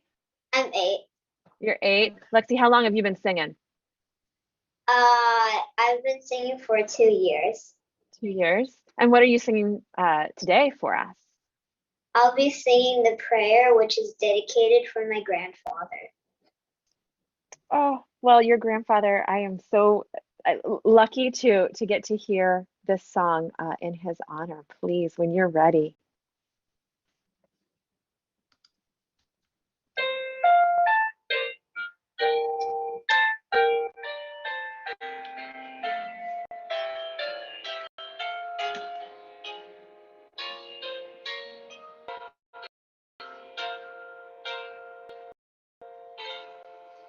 I pray your eyes, not just where we are,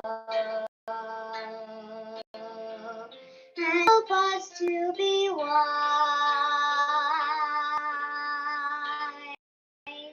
in times when we don't know.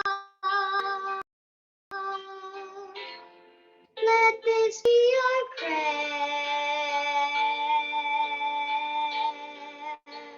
when we lose our way.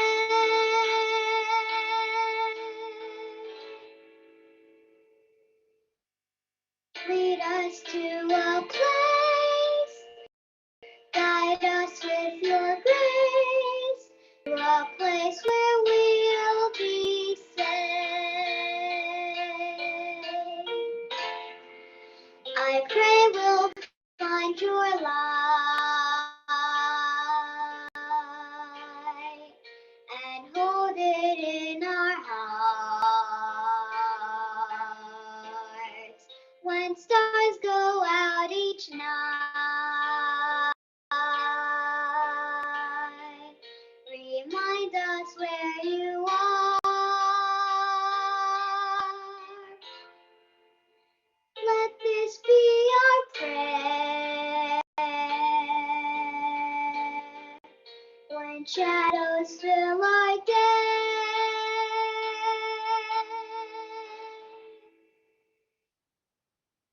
Help us find a place. Guide us with your grace. Give us faith so we'll be safe.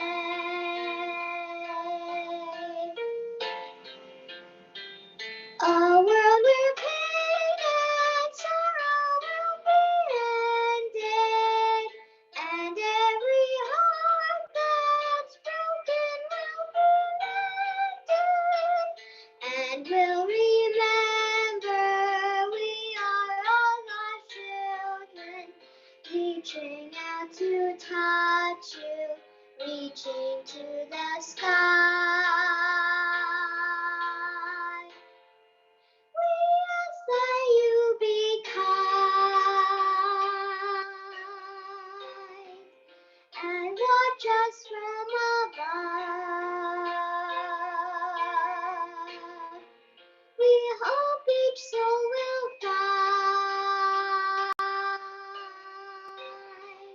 find another soul to love.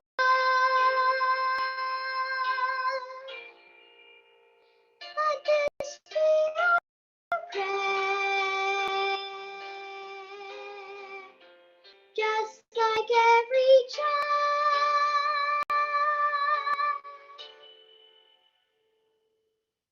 who needs to find a place. Guide us with your grace. Give us faith so we'll be safe. Needs to find a place. Guide us with your grace to a place where we'll be safe.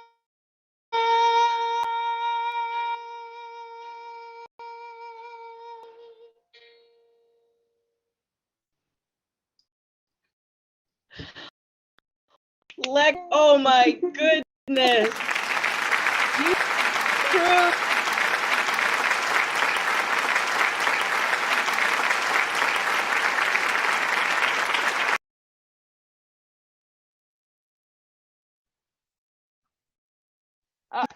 Beautiful. Thank you so much. That was gorgeous, and that's a beautiful dedication as well to your grandfather. Thank you. Oh my goodness. Happy holidays, dear. And now we're gonna. Oh, thank you. We're going to play another video because we are lucky enough to have one of our teachers and not only volunteer herself to share in the holidays, but she actually has a trio. Carolina has a beautiful trio that if the video is queued up, Stephen, can you play that for us? Oh, great.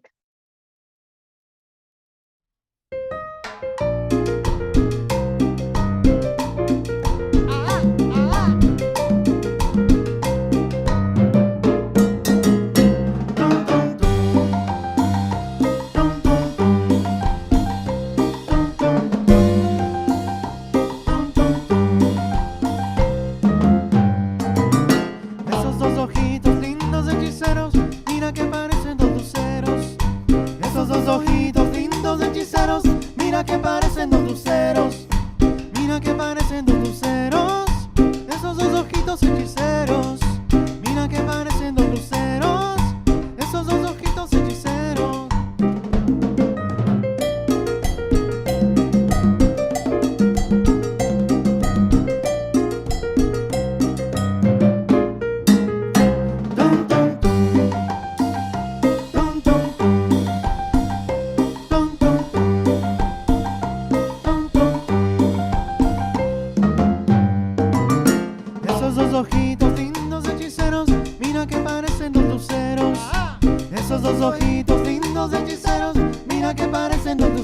luceros. Mira que parecen dos luceros, esos dos ojitos hechiceros. Mira que parecen dos luceros, esos dos ojitos hechiceros.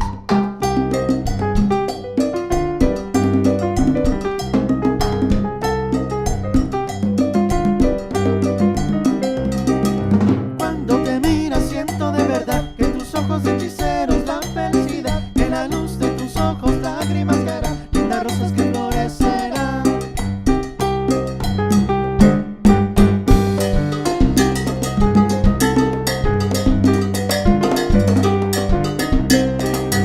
Cuando te miro siento de verdad que tus ojos hechiceros dan felicidad, que la luz de tus ojos lágrimas caerá, lindas rosas que florecerán.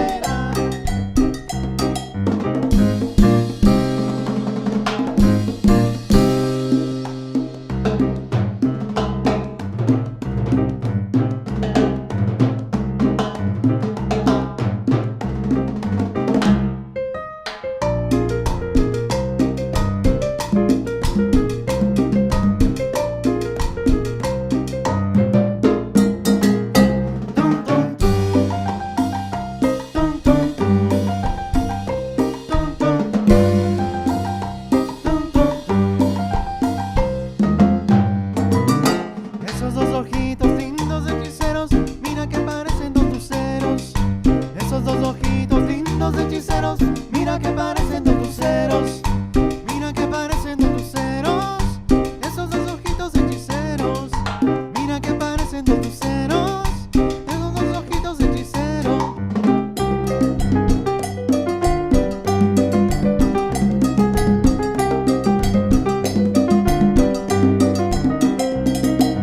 Cuando te miro siento de verdad que tus ojos hechiceros dan felicidad, y la luz de tus ojos lágrimas caerán, lindas rosas que florecerán.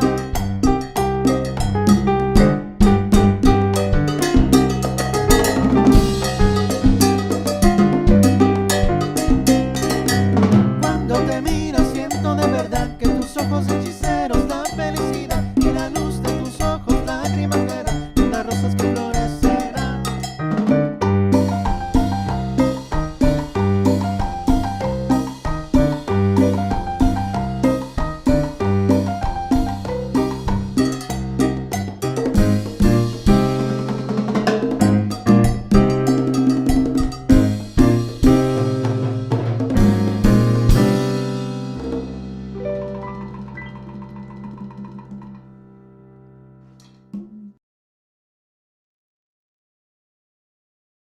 Three, two, one.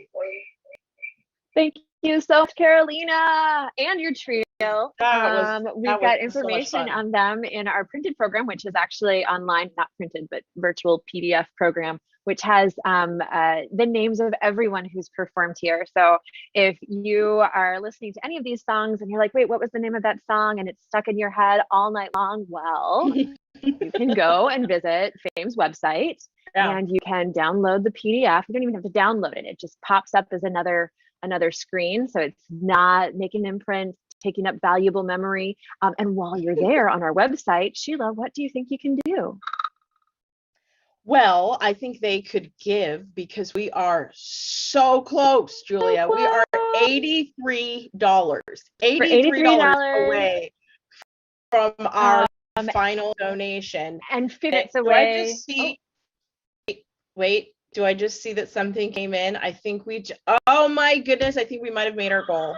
Am I right? Do I see that we just got a $100 donation? Yes, we did it before the end of the night. Thank you. I think Jeffrey, Willie, thank you so much. We are so grateful. This is such a great way to go into the final performances. Thank you so much, everyone, for being here. Please share the video for those who didn't get to watch it. We're also going to splice it up so that we can do sections. So I know it's like 4 hours of a lot, but we're going to splice it up so that there's sections and you can send the performances to friends and family, or you can rewatch the cocktail making or any of the other video performances of our faculty. So this is. But we're not done yet. We're not done yet, Julia. No, we are not done. So what's happening next? Dominic. Okay, Dominic, where are you? We can't wait to hear you play. What are you playing? Dominic's video is off. Dominic's going to turn his video back on. This is so much fun. Don't go away, folks. The night is going to end. Dominic has disappeared from my screen. Oh, no. Naya, are you ready while we try and find where Dominic has wandered in the interwebs? Coming on. Oh, okay. There's Naya. Naya, happy holidays. You've got a nice little fire behind you. And a beautiful red dress. I love it. Yeah. Naya, what are you performing for us? I'm playing Rudolph the Red-Nosed Reindeer and Joy to the World. Ooh, wonderful. Festive holiday fun. All right, Naya, please. I'm excited. Share when you're ready.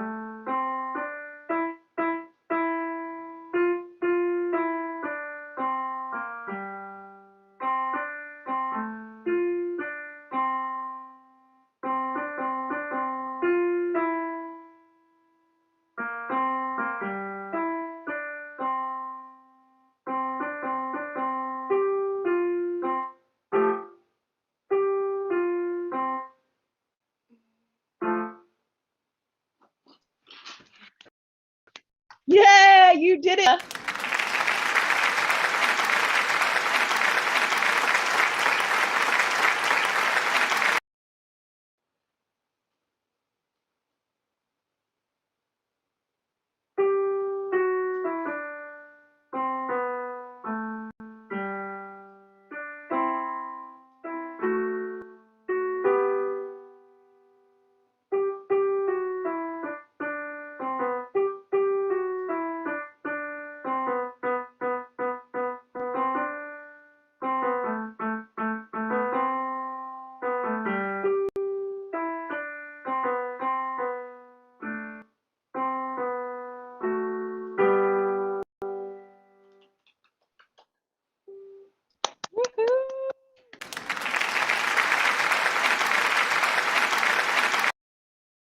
Can you tell us what your favorite holiday cookie is and take a bow?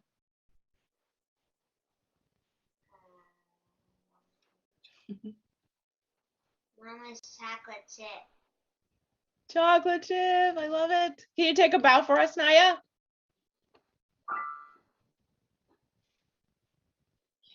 Thank you. What a professional. Thank you, Naya. Beautiful job. Congratulations on and your I think we've found Dominic.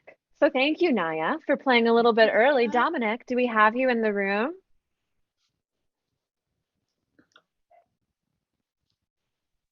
Oh, Dominic's unmuted. Dominic, do we have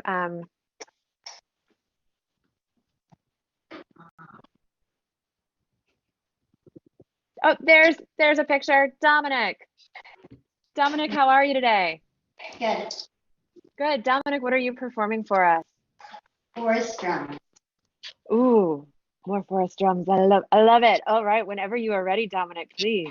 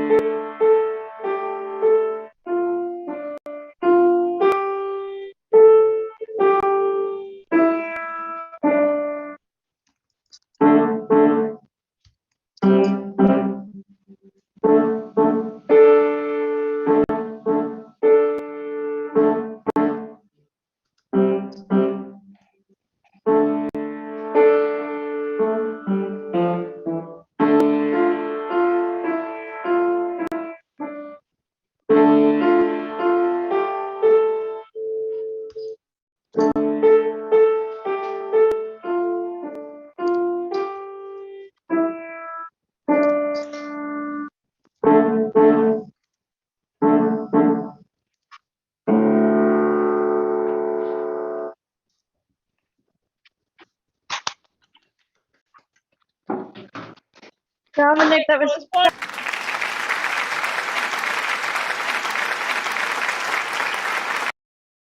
Dominic, how long have you been playing? About 2 years. 2 years? Oh, I love that song so much. Thank That you was for sharing it fabulous. with us today. Please take a bow, Dominic. Thank you, Dominic, for your performance. And now our last student performer, we've got Maya. Maya, who's going to give us a song. Maya, how are you today? Maya, what are you singing for us? All I Want for Christmas Is You by Mariah Carey. Woohoo! All right. A nice festive song. And then we've got a couple more treats just hiding in the wings. So Maya, when you are ready, please share your gorgeous voice with us.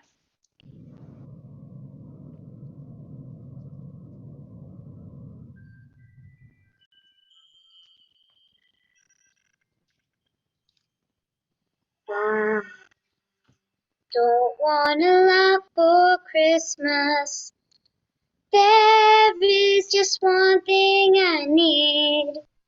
I don't care about the presents underneath the Christmas tree. I just want you for my own, more than you could ever know. Make my wish come true. All I want for Christmas is you.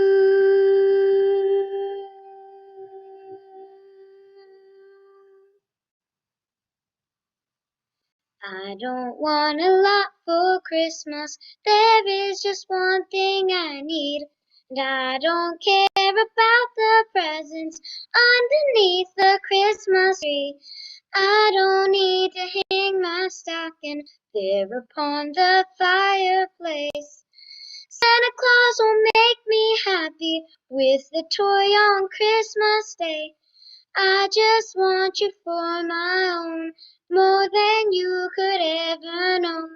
Make my wish come true. All I want for Christmas is you. You, baby. Oh, I won't ask for much this Christmas. I won't even wish for snow. And I'm just gonna keep on waiting underneath the mistletoe. I won't make a list and send it to the North Pole for St. Nick.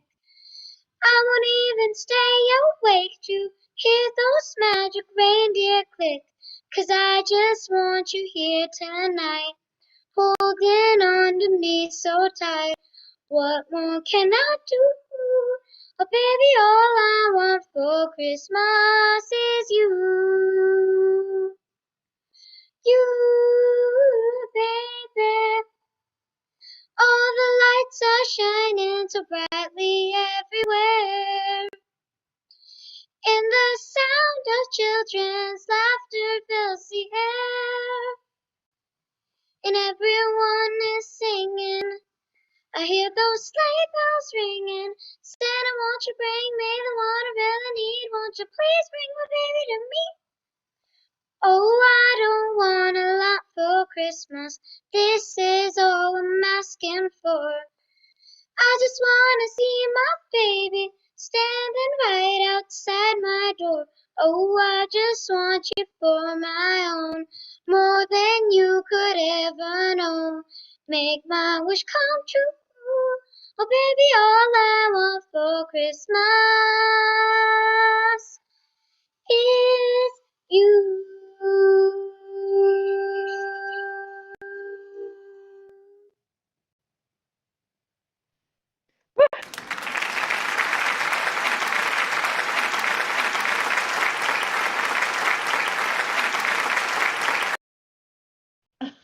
Take a bow, Maya. Maya, now am I correct? You also did a little video for us, didn't you? We'll Let It Snow again.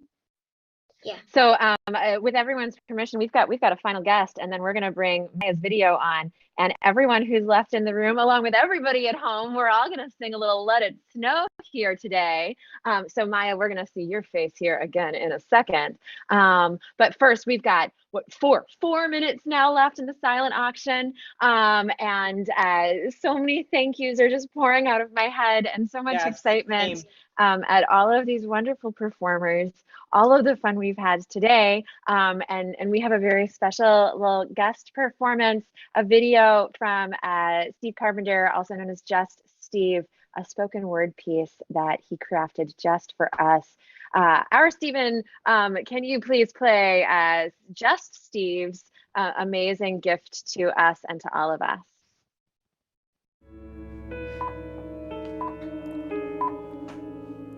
I want to be an artist. I want to write light where it's darkest. I want to sing to the heartless, and I want to play notes that reach places that seems like they are the farthest. I want to be a musician, a poet, a composer, an author. I want to grow as a person, and I want my gift to get sharper. And I don't want to be a wannabe, but I really want to be me. And I still want to be me, and I want you to see me just as bad as I want to see me. But sometimes the thought of not being makes me nervous. And fame ain't about being famous, but it's about purpose. And it's not incidental or coincidental that we came crashing into this world like cymbals, but build me up, crescendo, click, stick, switch the tempo, vocal cords, choirs and choruses, complex to simple, instruments and instrumentals. It's so instrumental, it has such an effect on my mental. So I got my pen, I got my pad, I got my pencil. My heart is open like a window. Symphonies and symbols, just tell me, where do we assemble? A place where world changes reside, where no walls divide, where brilliant ideas collide, and where dreams come alive. And you might hear that note that brings hope, that beat that brings peace, that rhyme that breaks lines, that dance that can connect hands, that style that brings smiles, a verse that heals hurts, a tone that rights wrongs, a chord that can end a war, some bars that can change hearts, a harmony that brings harmony, anthem that will have complete strangers standing, a cadence that can connect nations, a melody so sweet it peaks love over hatred, and a key change that challenges us to take it up a whole step up. Maybe that song is in me, maybe that song is in you, or maybe that song is in us.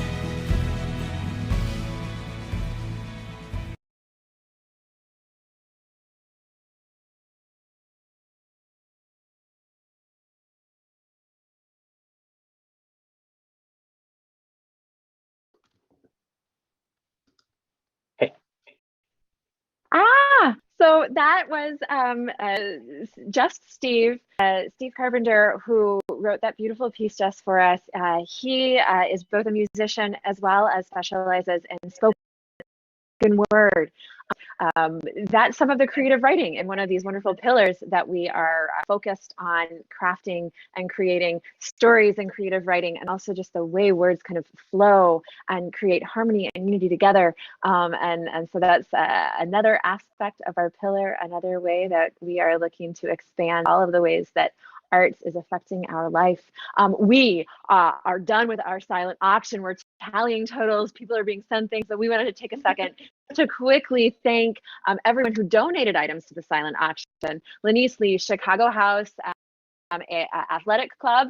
That's our new soccer club here in Chicago Theater. And they have someone out there wonderfully, not me, sad boo, won tickets to see The Outsiders, Larry and Sonia Henderson, Lyric Opera of Chicago, Joy Coombs, Max E Co-working, Moxie Co-working, sorry, and Maxine Salon, C&J Collections, Overflow Coffee, Club Consulting and Jamar Williams. They helped provide items so that we could have our successful silent auction. If you bid, you will know soon, if not already, whether or not you won.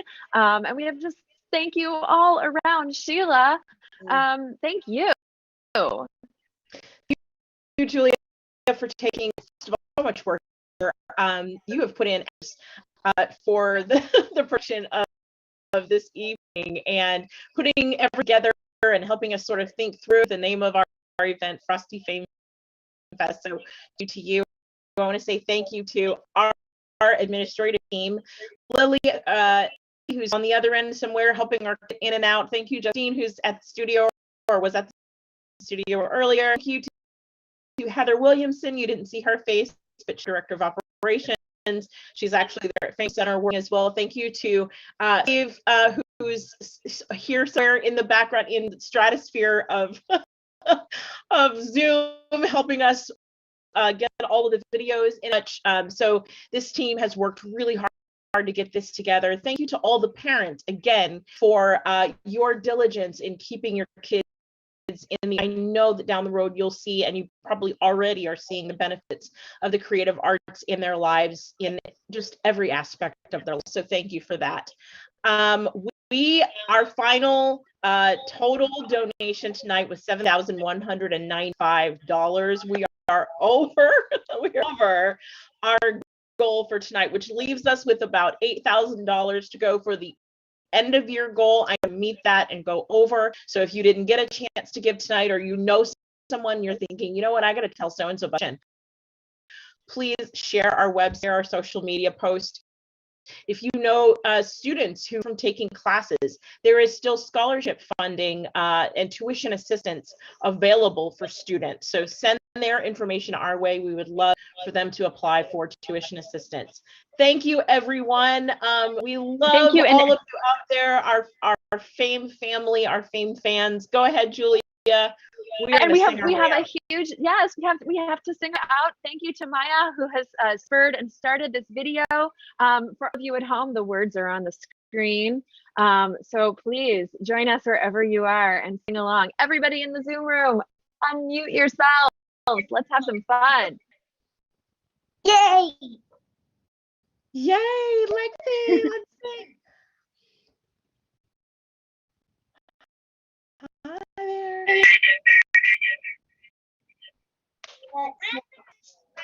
Frightful, but the fire is so delightful. And since there's no place to go, let it snow, let it snow. It does stop me, and I brought some corn for coffee.